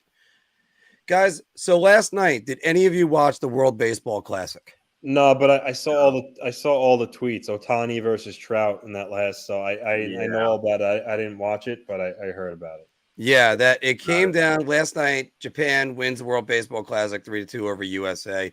That they were absolutely. It was actually a really good game, and that it ended up being Ohtani versus Trout. Mano y mano. I guess the closest thing we've gotten to that was Crosby beating Miller in 2010, because that was Miller at the top of his game, Crosby at the top of his game. What, at the Olympics? In the Olympics. Yeah. I mean, I'm trying to think of an international moment that's like that. You're talking about 2 guys at the absolute top of their game. I mean, not really Lundqvist versus Price in 2014, obviously nothing since then, because that was the last one that the professionals played at. But also a lot of talk has when the placement for the World Baseball Classic should be. Should it be at the beginning of the season when guys are trying to get ready, or should they take a break in the middle of the season and when all eyes are on baseball? And instead of doing the All-Star game, which almost nobody gives a crap about anymore, except for the home run derby. So that asks the question, should hockey move the World Cup of Hockey to mid-season? Well, and I'll start with you on that one, Anthony. Aren't they already bringing the World Cup of Hockey back in 2024 or 2025? Yeah, they're bringing it back, but they usually do it in September. Yeah, September. I don't see them doing it mid-season. I know that's what they do when there's Olympic years. They shut down, but I don't see the league voluntarily shutting that, because I mean, it's not like, an all-star game where it's meaningless and guys don't try. I mean, a tournament like that is going to put a grind on their bodies, and then they got to come back and continue to play the rigors of an NHL regular season. I don't see that happening. It's a shot for me. There's a reason why when they are bringing it back in a year and a half or whatever it is, it's going to be before the season starts, because you can't do that to them mid-season. I just don't see any way that would happen. I mean, I think the players would agree to it if it was the Olympics, because that's different. But for the World Cup of Hockey, I don't see the PA going for that at all. Phil? Shot. This is just for all the reasons that Anthony said, and not only that, but you're asking for a tournament that's a step down from the Olympics. You're asking players to risk injury in the middle of the season for the World Cup of Hockey. I doubt any player would want to do that. I highly doubt it. And I get why this came up because of what Connor McDavid said, because Connor McDavid is talking about, how, the NHL needs to showcase the best on the best. Yeah, and I agree. Totally agree with it. But, yeah, definitely not in any time other than September. And it was great in 96, 97 when they did it. And they did the 96 World Cup of Hockey. That was a great tournament. They just need to get back to, actually having it, every 4 years or so, however many years they want to do it. And they need to figure out something in terms of the young players and the that Team Europe thing. Yeah, I just think you should just let the other teams qualify, just like the Olympics. Just do it all. Don't do a Team Europe thing. That was stupid. And youth is not a country, so stop with that too. If there's a young player that's good, like that year, Connor McDavid and Jack Eichel were teammates when they could have been playing. And Austin Matthews. Yeah, I disagree. I thought that was fun. I thought it was fun seeing all those guys, the young guys, play against Canada and USA. I really enjoyed that. But then you're taking away the nationalism and you're making it more of an ageism. Yeah, well, I get it, but you know what? You weren't going to see those guys on Team Canada. Nathan McKinnon wasn't going to make Team Canada. Connor McDavid could have.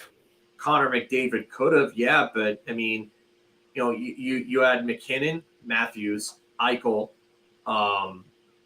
Matthews and McKinnon. Sorry, not Matthews. Johnny Gaudreau, I think, Matthews and Eichel really would have helped out Team USA. Johnny Gaudreau, I think, was on that team too. Yes, he was. I mean, yeah, and it hurt Team USA in a way, but like just having that type of talent all on one team made that game. You can't tell me that arguably the most exciting game in that tournament wasn't Sweden and USA. Yeah, it was. Yeah. Yeah. So I think they got that right. And McKinnon finishing it off against Lundqvist. So yeah, but again, by the way, you guys outlined all the good reasons, and I'm going to go with one other reason to say shot for this.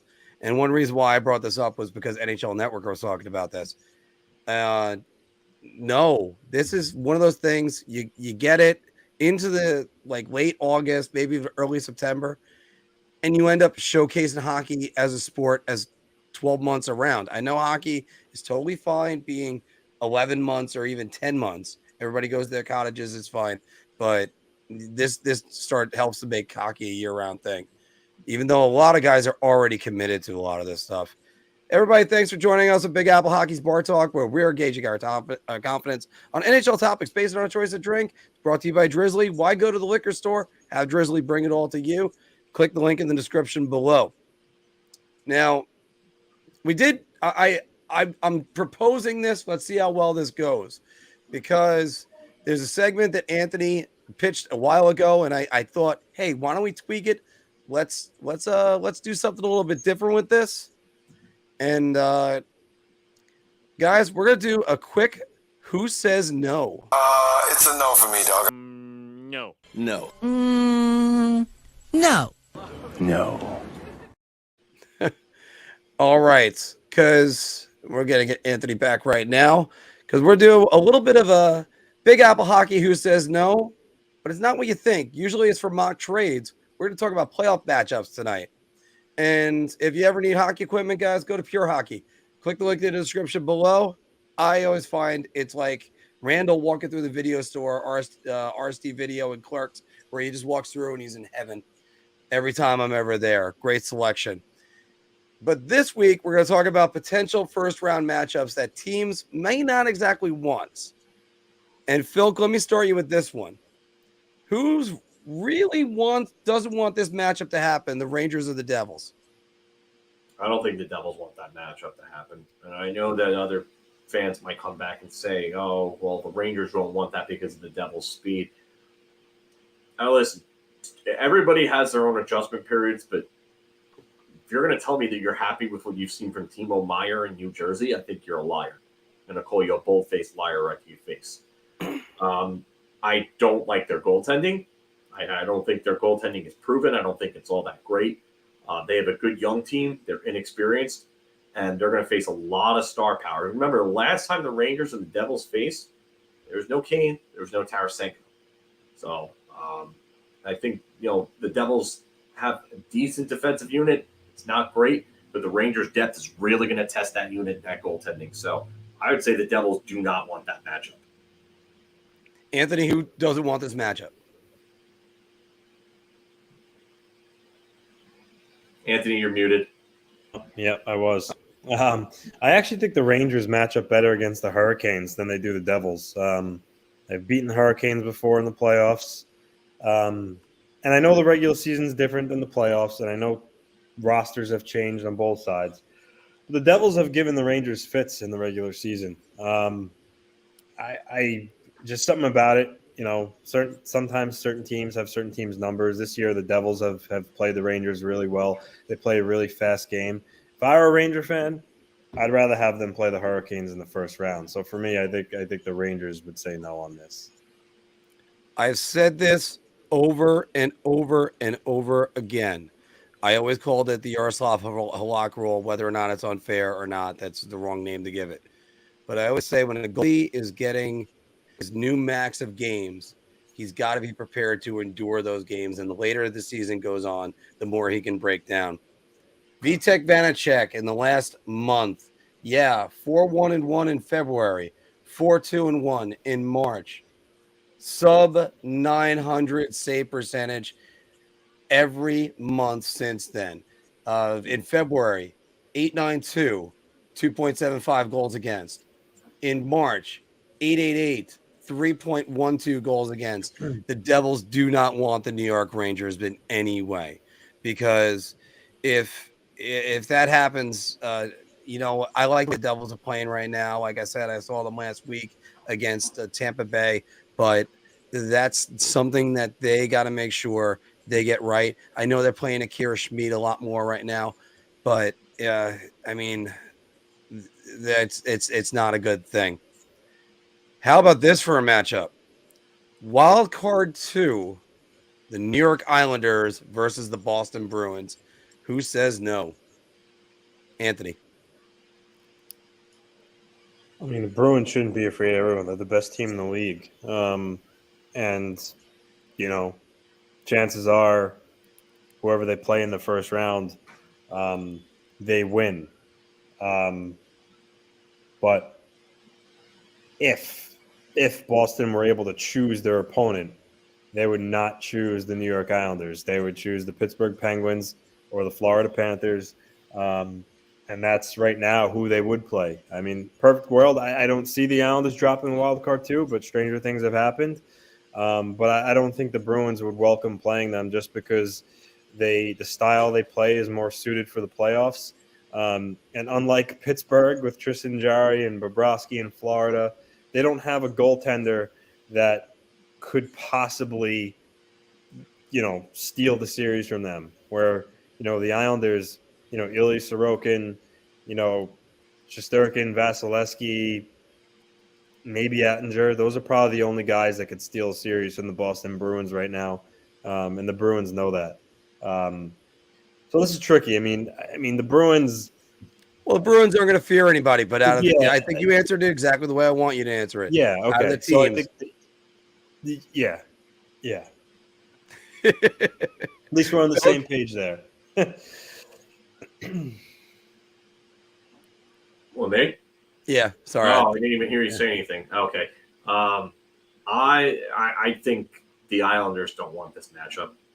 I understand that Sorokin could steal a series, but I don't think the Islanders want to see the Bruins. Maybe they do because they want to test themselves, but deep down inside, I can tell you right now, no team would want to face Boston. It's not a slight at the Islanders. I don't think anybody would want to face Boston right now. Can they be beaten? Yeah, absolutely. Any team can be beaten. We saw the 96 Red Wings get beaten.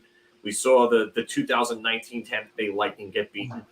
I mean, there are teams that are just amazing that have lost. So I don't think the Islanders want to see it. Will they take the matchup on? Yeah, I mean they have to if that's the case. But I don't see the Islanders slipping a wild card too. Again, let me just be clear. This is a little bit of a tongue-in-cheek one. Don't worry, there's going to be two more better ones soon enough. But I think the Bruins don't want any part of a hot goalie or a great goalie like Ilya Sorokin. I mean, they're not really scared of Sergei Bobrovsky. He's playing all right, but not that great. And they're certainly licking their chops, looking at Tristan Jarry. And I have to look at the Bruins. They would probably say no to this. I don't think the Islanders want the Bruins either. I think the Islanders are going to keep trying to be wild card one, and then they get Carolina or New Jersey. That's scary. They could actually win that series, I think. So, but the Bruins would not want any part of Ilya Sorokin. Here's one for you out west: Edmonton Oilers versus the LA Kings, and it does look like that might be the matchup. Philk, which team does not want this matchup? LA. They do not want anything to do with Mick Draisaitl at this point. They don't. And Edmonton went through them last year. I think they're an even better team this year, and I think Edmonton made the best pickup of any team at the deadline when they got Mattias Ekholm. He has been the biggest difference maker of any player that's been traded. He's done it offensively for them, which has been a huge bonus, and he's solidified their defense. So I don't think LA wants anything to do with having to face the two of the best player in the world, and then maybe number 2 or number 3, if you want to say Leon Draisaitl, whatever, and then an improved defensive group. So yeah, I don't think LA wants to face Edmonton. Anthony. I don't think LA wants to face Edmonton for the exact reasons that Philk laid out. However, if you look at the Oilers from the Kings' perspective, they have Jack Campbell and Stuart Skinner in goal, and that's not a winning combination either. And the Kings are capable of scoring goals. They got some good forwards. So I also think the Kings look at the Oilers and say, we could beat them. But I guess I lean a little more towards the Kings, not wanting the Oilers. I just wanted to add that nugget because I think the Oilers are very flawed too.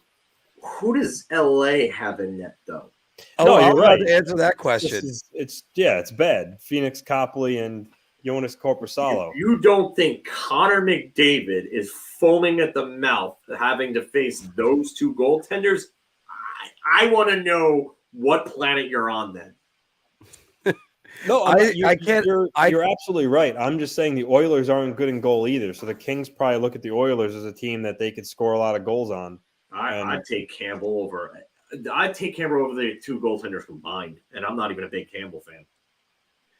Well, here's one thing I have to say about that.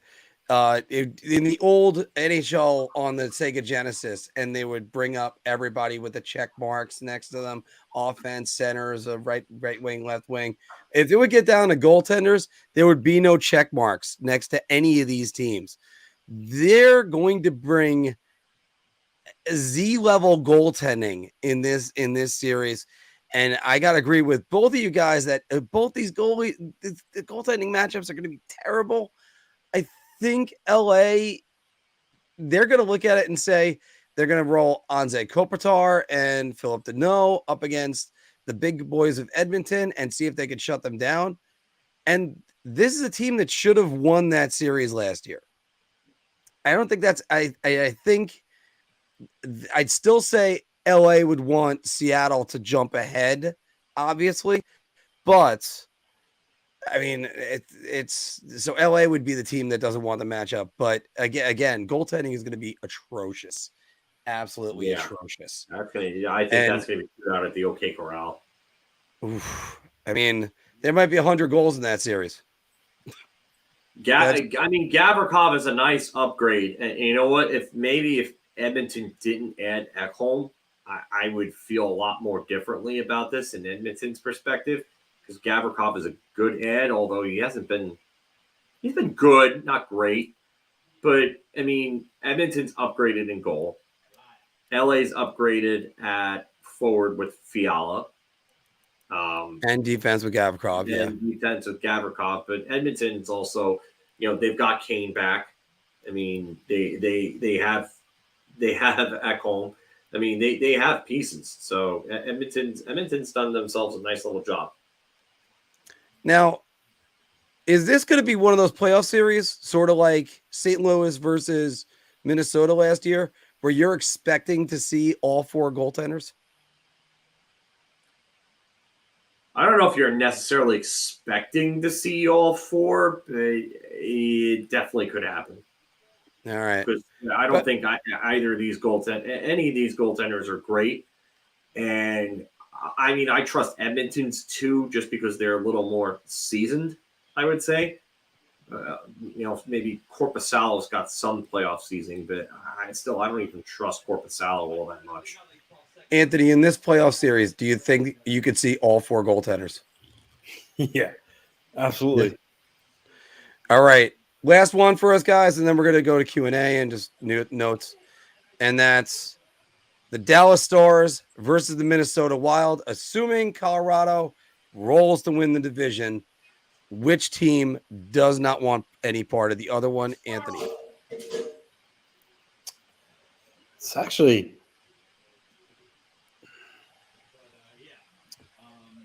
I mean, I think it's actually pretty fairly evenly matched. I mean, Minnesota's a real strong defensive team.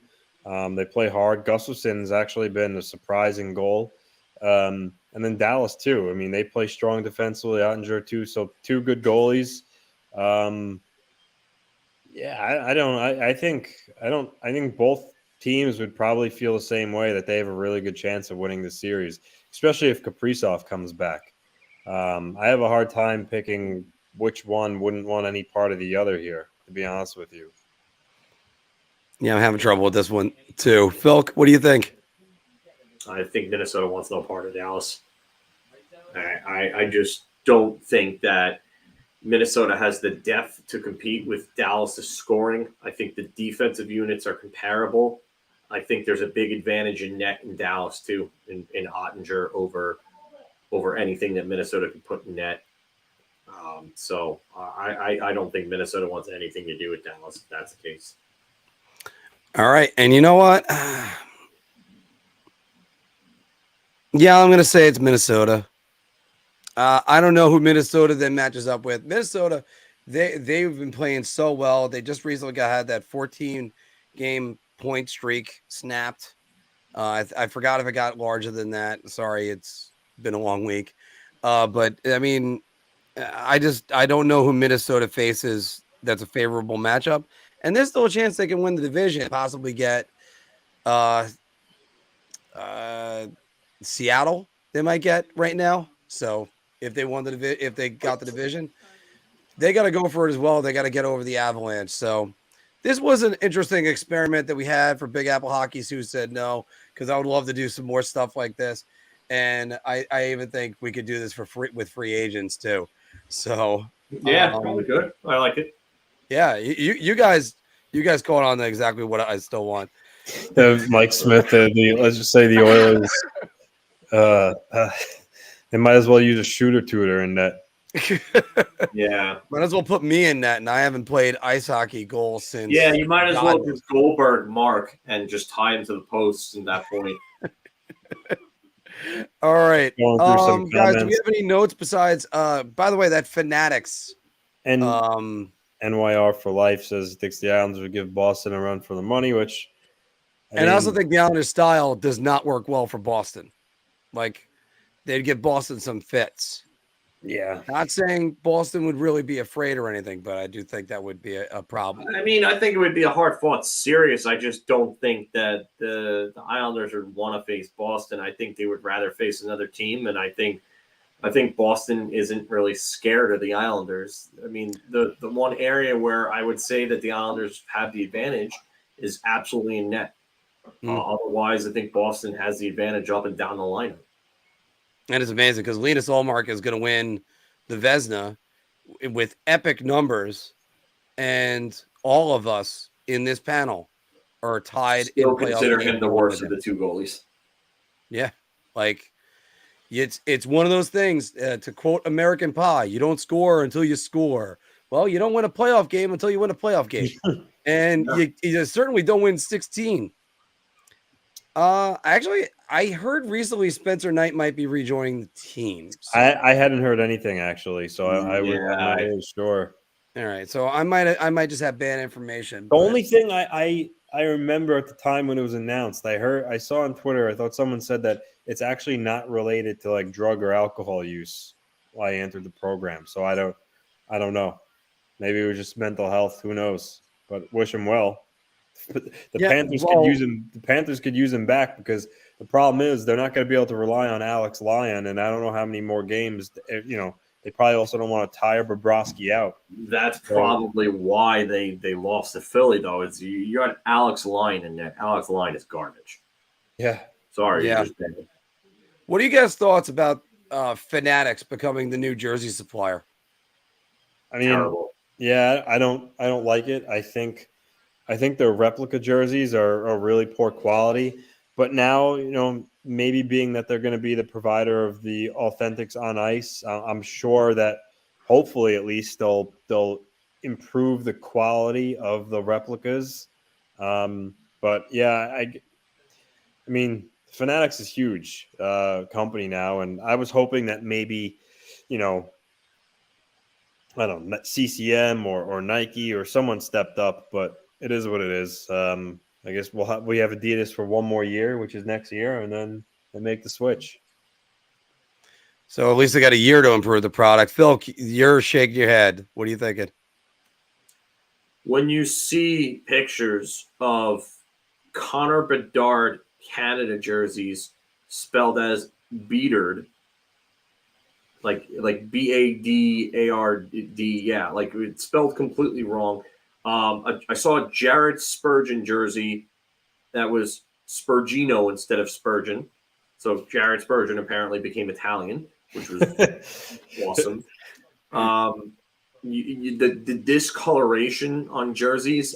There was a picture of the Calgary Flames' new Blasky jersey, the reverse retro, and the authentic Adidas one was on the left, and then the Fanatics replica was on the right, and it was just completely discolored. It was just like the coloring was just completely off. I mean, they screwed up the Jack Hughes jersey that one time, and again, Fanatics is just terrible. It's poor quality. It's even worse customer service. I'm not surprised that the NHL did this, though. I can't believe that I'm guessing they won the bid. Yeah, this was the worst thing I've ever seen. It was a New York Rangers Islanders hoodie. Islanders hoodie. Oh, yeah. It was a Rangers hoodie with the Rangers font, the logo on it, and it said New York Islanders instead of New York Rangers. I have never seen anything that terrible in my life. I just don't know how you do that. That's the example of you had one job, and you screwed it up. Yeah, I don't. And this is something that's been brought up. We're not worried about the on-ice jerseys. The on-ice jerseys are not really anything that we're worried about. We're worried about the replicas that are going to come out, and we're worried about the authentics that are going to be sold to the fans. So I mean, that much I And that's really the worry point here. Adidas got the jerseys down perfectly. They are the best jerseys that we've had since CCM. And they did a really good job with some of these retro jerseys coming back too, like St. Louis went back to the very late 90s, early 2000s St. Louis. And that was awesome. Ottawa came back with their original jerseys. Adidas did an awesome job with those. Buffalo just brought back the goat head from the mid to late 90s and the early 2000s. That came out awesome. San Jose had their original jerseys for a little bit. Those came out awesome. I don't understand why we need to deviate away from anything. I would just take Adidas's formula and their design and then just put the Fanatics logo over everything and just call it a day there. You know what? And when this was first announced, my first reaction was, isn't Fanatics just really a distribution site?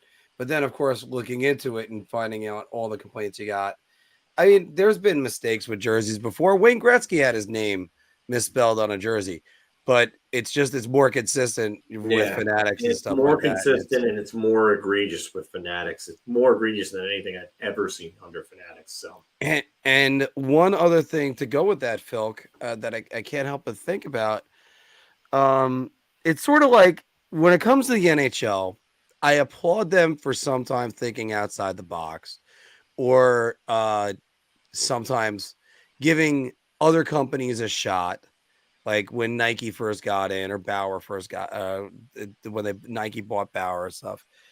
But it also seems to me sometimes like it's cheap, and the NHL just does it because it's cheap. Like they would choose RC Cola as the official soft drink of the NHL sometimes. And I think Gary Bettman is one of the smarter commissioners. And by the way, that says how dumb the other ones are. It's just, I don't really not. You couldn't get Under Armour, couldn't get you couldn't stay with Reebok, or go to Reebok, or go to Adidas. Like it's one of those things. It just doesn't. Adidas pulled out of the deal. I don't know why they pulled out. I would have to get more information about that. But the surprise that Nike was not the one. I mean, and they have experience with hockey jerseys, doing the Swift jerseys at the Olympics years back. The 2006 Olympics was really, they were the ones who did the original Swift jerseys, which kind of led to the design of the Reebok Edge. When those jerseys came out in Torino in 2006, that was the springboard for Reebok to go ahead and say, hey, we want to make an Edge jersey. And the NHL and the players wanted something that was a little more player efficient, and that's where that came from. So, well, it also seems sometimes like the NHL, if there's a way they could do the right way, the wrong way, somehow they choose C. And I don't even know if that's good or bad sometimes. yeah. It's like, what is it your favorite saying about the NHL, Phil? Best sport, worst league. There you go. There you go on that. And let's get some of your comments right over here, guys. And I'm kind of half out of it because I'm still feeling the effects of not really. Oh, good. Steven is actually here. He brought all this up for us. Nike doesn't care about, because the market isn't big enough for them. They make more money on soccer football jerseys in a year than they do in a 10-year NHL deal. Yeah, but who says no to money? That's what I think of that. I get it. It just, you figured you'd want to corner that and you'd want to have the monopoly on it, but guess not. Yeah. This is actually go ahead. Yeah. This one is actually a really good one. What are your thoughts on fighting being banned in the queue? All right. And Right. I'm glad you brought that up, Cora, because I said this in our group chat. They're talking about banning cheap shots. Sorry, they're banning fighting. The cheap shots are going to go up. High sticking is going to go up. Oh, like all the things you want to get out of the game. That's why the game does police itself. Like there is some way that they do that. I think players are going to be taking a lot of liberties, knowing that they don't have to answer the bell ever. Yeah, I don't like that. I just don't like that. I think you're basically inviting cheap shots into the game, and that's just not good. It's not good. And if fighting is allowed at the NHL level, and now you're having players less prepared to deal with that. I think that's stupid. I think that's really stupid. I get why you want to kind of protect kids that are, I don't know, anywhere from 16 to 20 years old. But at the same time, fighting in those leagues doesn't happen a ton. It really doesn't. No. But cheap shots can happen, and you're gonna in an indirect way, you're gonna promote them now. Phil, also just to say that there's an entire movie Goon that was premised on this, that it's sort of like the goon goes out, gets a fight, the star player knows he's being protected, all the messages that it comes out. And I know if some people might want to say, well, it's just a goon fighting another goon. Well, if somebody takes a cheap shot and your goon ends up fighting the other goon and really beating the snot out of him, then all that means is you just got your teammate beaten up. And that happens too. That has a negative effect in the locker room as well.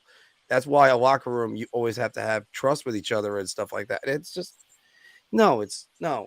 You got to make sure fighting has its place in hockey. It's not football. Football, there's no place to fight in football. There's no fighting in basketball. There's no need for that. It's sort of like taking beanballs out of baseball. I hate to say it, but you can't take it out of that sport either. Just no headshots. That's the only thing you ever say. Why are you beating a guy? Well, actually, same thing for hockey. No headshots. Yeah, I see this being a slippery slope. And and this is actually a good point. The number of injuries that come from cheap shots is astronomically higher than the number of injuries from fights. It's absolutely the truth. Yeah. Anybody who played this game long enough knows that you don't get injured from fighting nearly as much as you do from players that throw cheap shots at one another. And when you don't have fighting in sports, and I know this is an extreme, but then you have incidents like Malice at the Palace with the Pacers and the Pistons. Yep. And that type of stuff, just you can't have that at all. So, I mean, I get why it's not in basketball and football and baseball, but at the same time, when you have that ability in hockey, let them police themselves and let them get that steam out. And I get it. The Derek Bugard and Rick Rippon deaths and Wade Belak too did nothing to help fighting in the NHL. But again, that's also because the NHL had a terrible history of not addressing cheap shots and checks to the head. Back then, Scott Stevens ran around running his elbows into everybody's heads. Paul Kariya, I mean, he doesn't even remember half of that sequence because of Stevens and the elbow.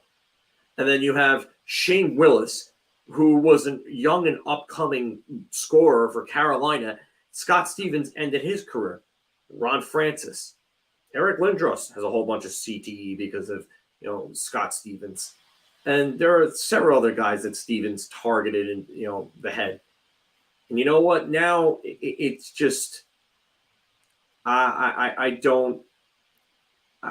really don't like the fact that, anybody would try to ban fighting.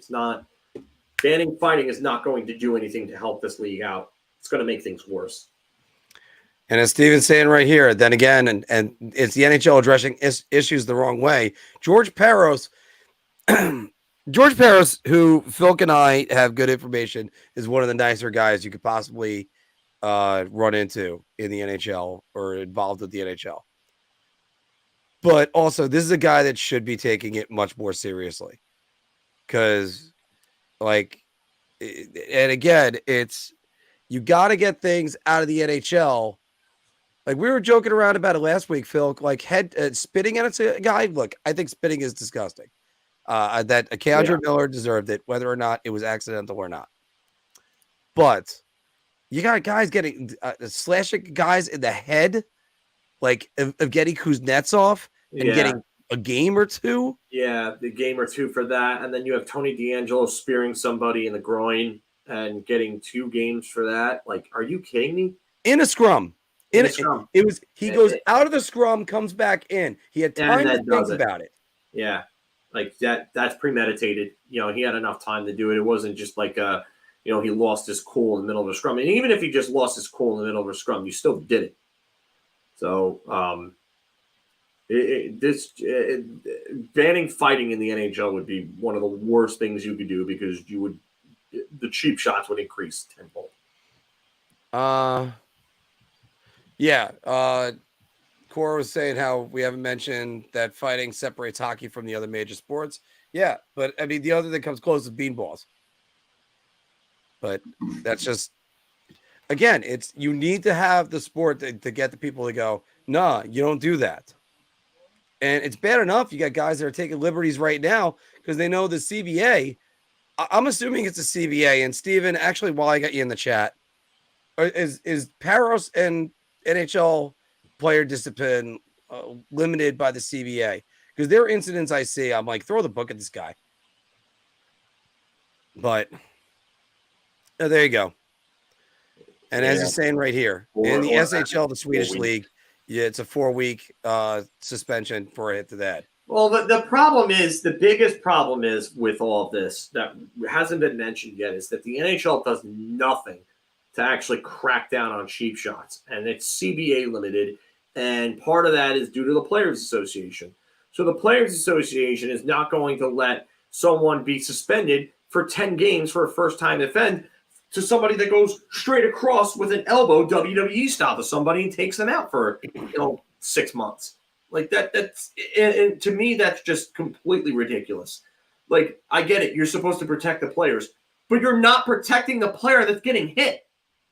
Yeah. You're protecting a piece of shit who's going out and trying to hurt somebody. Like Rafi Torres went around and made it almost a career of himself taking headshots at people and took out what, Marian Hossa with a hit. That was like one of his big ones. There's a lot of guys he took out. Yeah, but I mean, Matt Cook took out how many players? And then he stepped on Erik Karlsson's Achilles, tore his Achilles, which is just disgusting. One of the most vile acts I've ever seen. And this too. They protect fourth line garbage players who have a rap sheet of doing these types of things over their top players and superstars. And those are two of the biggest problems with the NHL. Is that they just refuse to discipline the players that continue to do these types of things and actually give them stern discipline for them the first time so that this way they don't do it again. Yep. And Phil, I think part of the problem with that is they want to protect the fourth liners because they make a lot less money than the superstars. And that's not the right way to do it. Okay. So then be smart and don't be a scumbag. That's all you have to do. That's all you have to do. You represent and you talk out of both sides of your mouth. You talk about player safety just from the NHLPA. You talk about player safety, and then you don't want, and then you also represent the player that did the act, and you don't want to ever like get them to clean up their act. Connor McDavid got that one game for elbowing last year. Should have gotten that was bad. games for that. Should have gotten 5 games for that.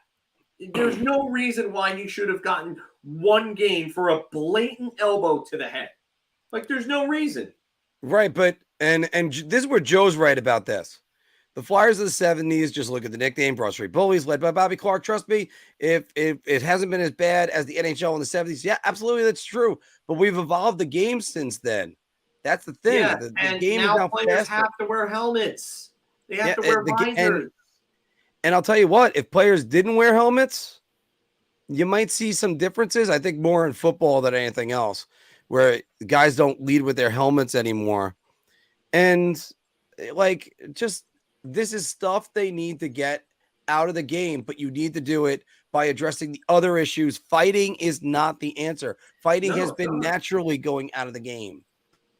And you know what? And the thing is, it naturally went out of the game after the 05-06 or the 04-05 lockout. The game came back. They got rid of the 2-line pass, and that took a lot of the gusto out of the big guys on defense and forward that got away with interfering with players. Like your guys like Bobby Holig, Darian Hatcher, Mike Rathje, Chris Terrian, Marcus Ragnarsson, guys like that were clutch and grab trap era players to a T that really couldn't skate that well. It forced them to skate, and they were out of the game within 3 years by that point. 3 years. Game improved then. And then you started to see fighting go down because, you got rid of guys like Chris Neal, who still weren't great players. They got by for a little bit because they weren't that bad. But guys like Chris Neal and George Laraque, and even though Laraque could actually play a little bit, Laraque still couldn't hang in today's game. He just couldn't. The speed of the game got faster as the years went along, and then it naturally got rid of fighting. You barely see fights these days. Fighting has already been almost naturally eliminated. What difference is that going to make? It's not going to do anything. It's not going to do anything.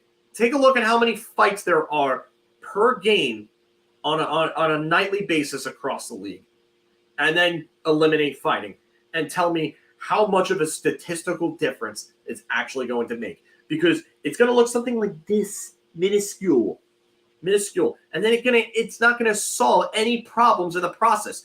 So you're going to be playing a game of press your luck, and you're just going to go through every friggin' whammy space in the world and win zero money in cash. That's what the equivalent of this is going to be in a game show. So, I mean, I don't know what they're thinking with getting rid of fighting at that level, especially the junior level. There's not a lot of fighters, especially in the Q of all leagues. The Q is not the league where you're going to see those guys. Maybe the WHL, but the Q? Come on, man. Yeah, and again, it's and trust me, I played the grinded out game. I was the guy that had to lay the hits on everybody when I was playing in juniors very briefly in my life. And yet I still never fought.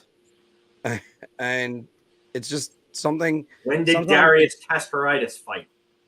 Yeah. When did Ulf Samuelsson fight? No. And by the way, sorry, Ranger fans, he didn't fight a lot. Sean Avery ran from a lot of fights.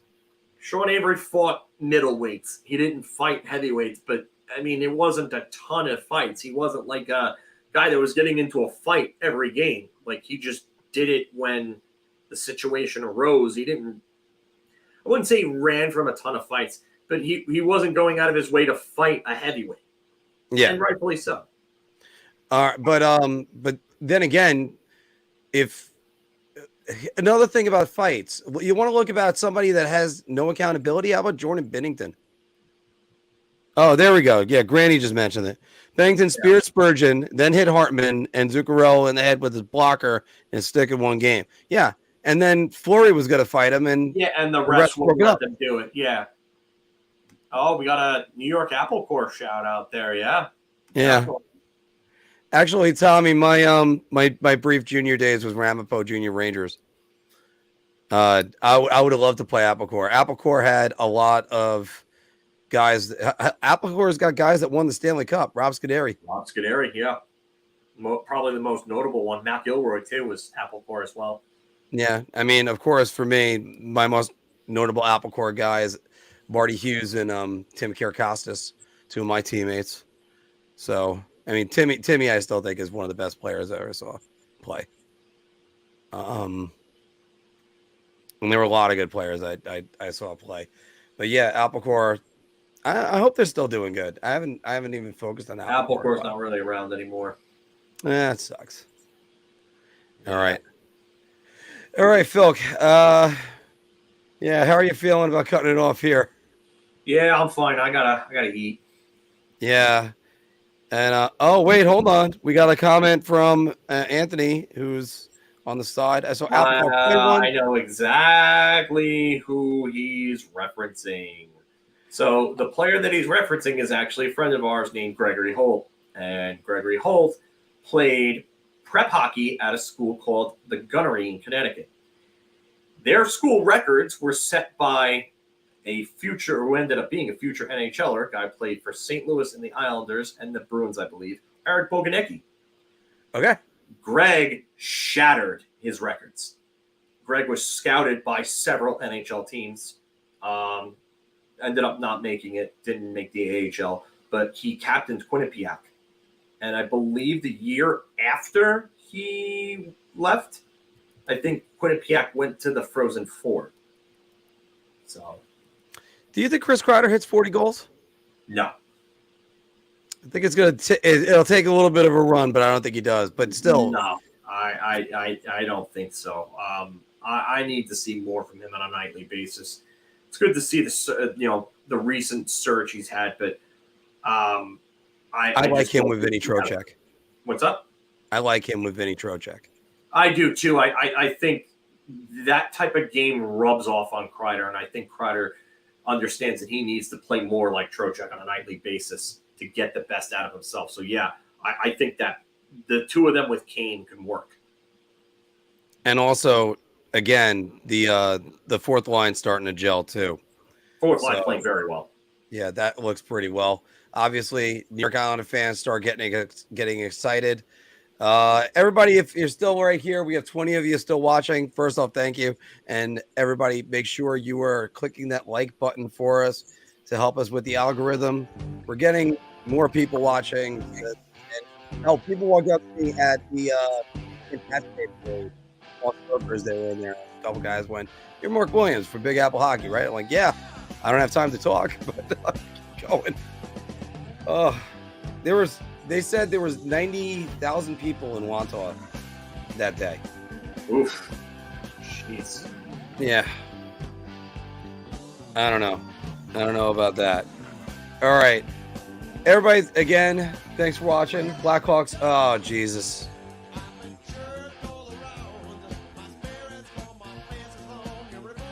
I think they just need to move on from the jerseys. Like, sign them. I've said this before, and I'll say it again.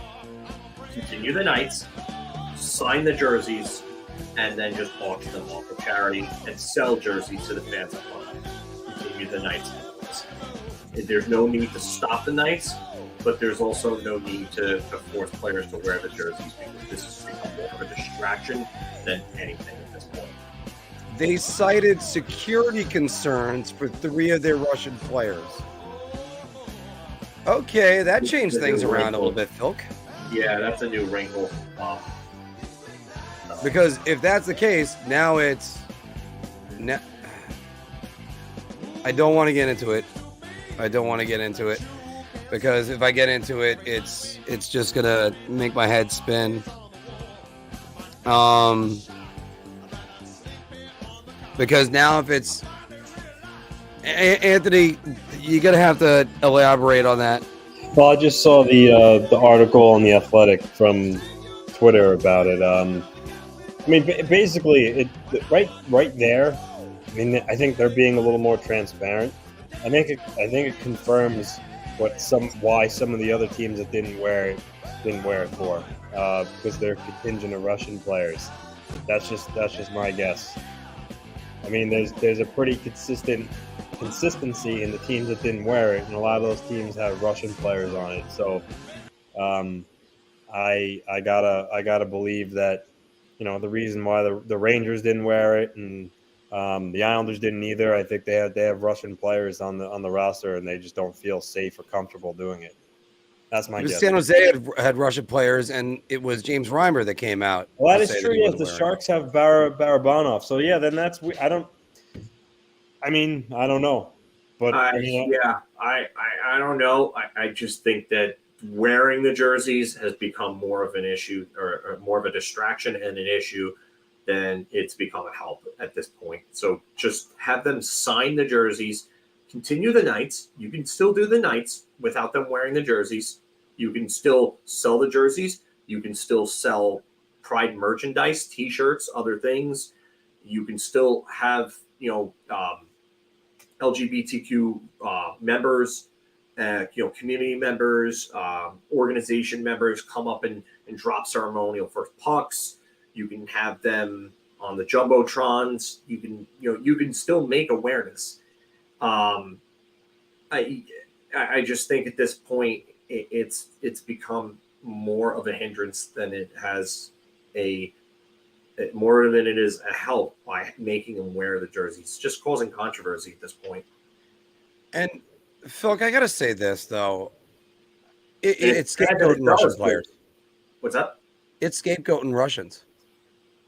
It's so easy to hate on the Russian players right now because of the war in Ukraine. Ovechkin, and you have people blasting Ovechkin because he's a Putin supporter, and I always go back to the Artemi Panarin situation. You can't tell this guy to just say, "Oh, come out and say F Putin." No, then his family ends up dead. It's bad enough he said free Uvalde. Navalny, and it was Panarin that said free Navalny. Oh, sorry, free Navalny. Yeah. Yeah. Ovechkin is a Putin supporter. That's the problem with it. So if Ovechkin came out and said that, then yes, exactly that would happen to him. If Ovechkin came out and said free Navalny, I guarantee you his family would end up either dead or in a gulag. Yeah. And that's it. Oh, here we go. So Anthony's saying a Russian law was passed in December and it has criminalized LGBTQ propaganda. Okay, that's a big development. I didn't even know about that. Okay, so does that extend to them in America then? Well, if they have family in Russia, that could impact their family. Then again, we're dealing with a dictator here. We're dealing with a dictator that is out of his damn mind, that'll do whatever the hell he wants and have whoever the hell he wants dead in a second. So, But Phil, they can't stand up to this guy because of the reasons we just outlined. And that's why I can't. I don't get why people can't put themselves in Alexander Ovechkin's shoes and say, hey, you know what? If he does, if I even look at Putin the wrong way, I'm surprised Ovechkin even came out and said he didn't want the war.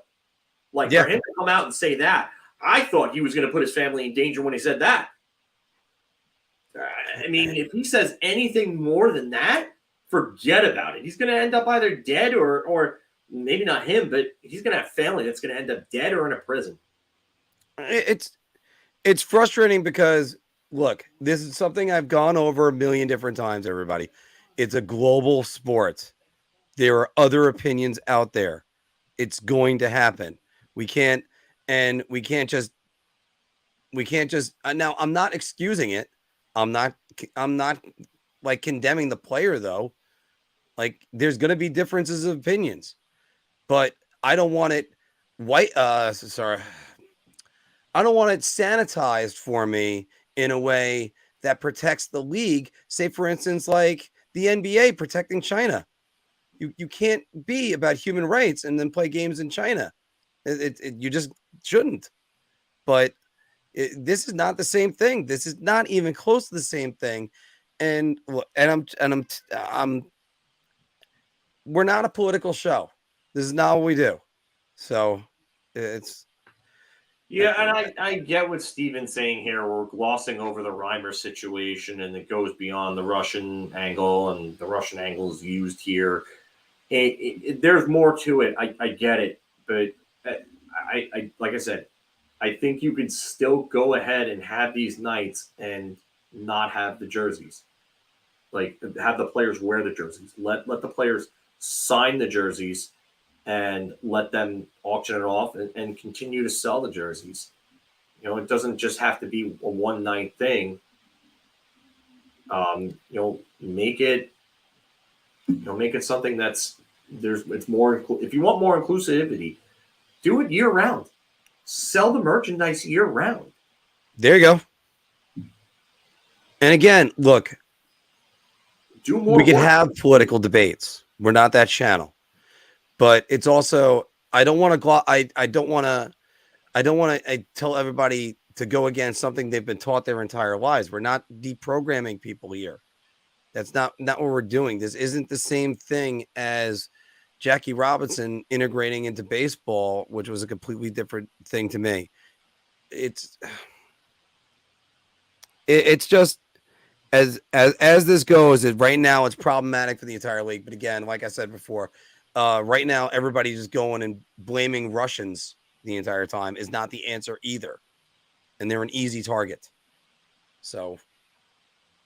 Yeah, I mean, they are an easy target, and it's just I think that there needs to be some sort of regulation on the jersey, the wearing the jerseys.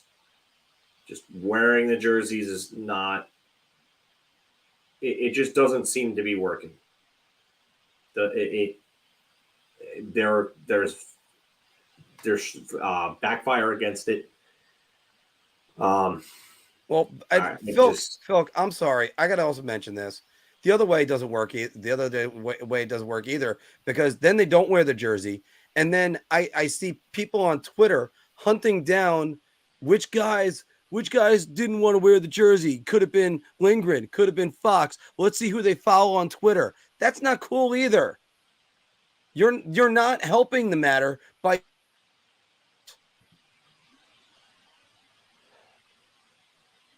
All right. I got to sign off myself, everybody, because I don't want to say anything controversial, but it's I grew up in theater, and I know lots of people, lots of gay and lesbians. I'm a bartender. I know lots of them. So, and there's so many great people. I mean, I'm definitely not. I always want inclusion. This has just become the real life episode of the Seinfeld AIDS ribbon episode. Yeah. It's what it is.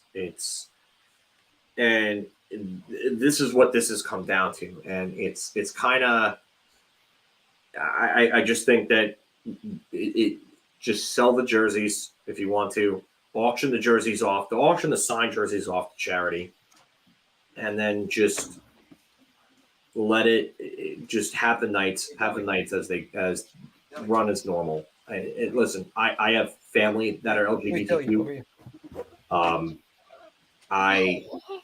I fully support them, and I fully support their rights and their rights to be human beings and live and have the same basic human rights that everyone else should have.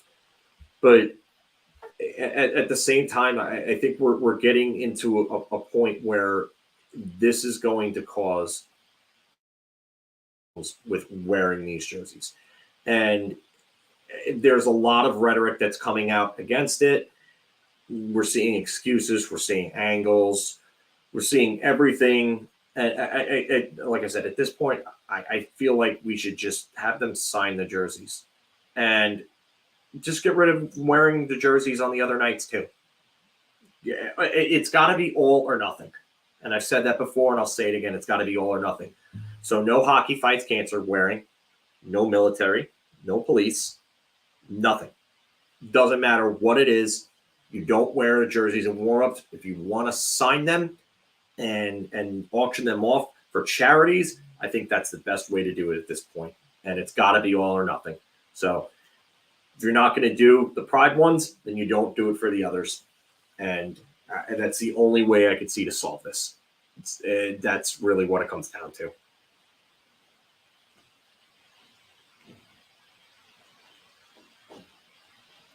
You're muted, Mark. You're muted.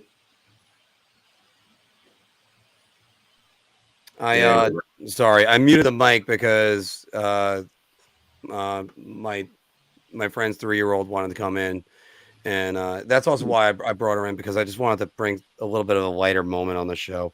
It's just, I still think you can name any cause, and there's gonna be an opposite political cause. I'm starting to come to your side, Phil. Just get it all out.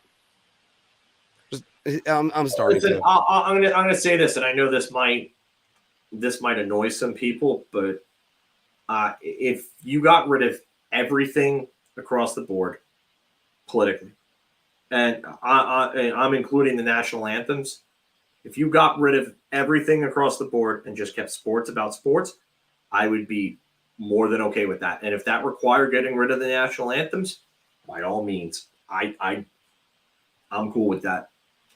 I can't do that. I'm cool with getting rid of the national anthems too.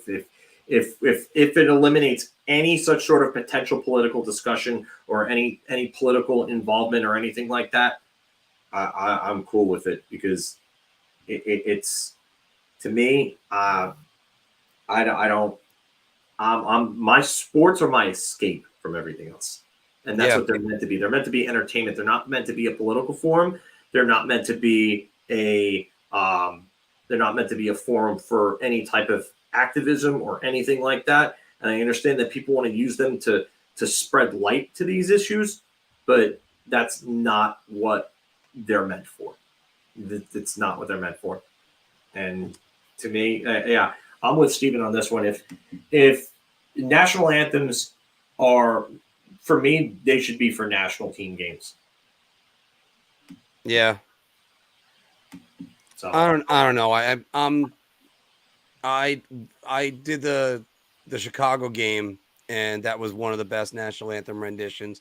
They always do. I always think about Vancouver, the way they treated "O Canada," the way we treated Piano Man, and that I was very moved by that I wanted to see more from that. We're kind of, like I said, look, everybody, thanks for bearing with us. We're kind of veering into the territory on this. Unfortunately, it's something we ended up having to discuss, and we definitely don't. Phil, you got AEW on right now, right? Yeah, I want to watch that. Yeah, that's a lot better than continuing this conversation. Everybody, thank you very much. And again, we all understand what you're saying. I think Phil is right. Sell the merch, and so was Core right there. It's just, if this is a slippery slope, because you're gonna have somebody that always disagrees with something politically. So everybody, thanks very much. It's always great. Steven, thanks for joining us and always letting us know some of the other information that we need to know. And Phil, Sting's still wrestling? Yes, I was just about to type back to David.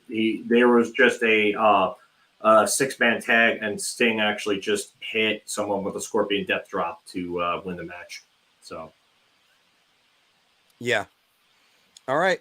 Well, everybody, thanks very much. Hope you guys enjoyed the show. Look for the clips later, and also my visit to the New Jersey Devils Prudential Center is going to be on there. So I'd have a very good intro for the Devils fans. You guys will be very happy with that. Thank you very much, and take care. good night, everybody.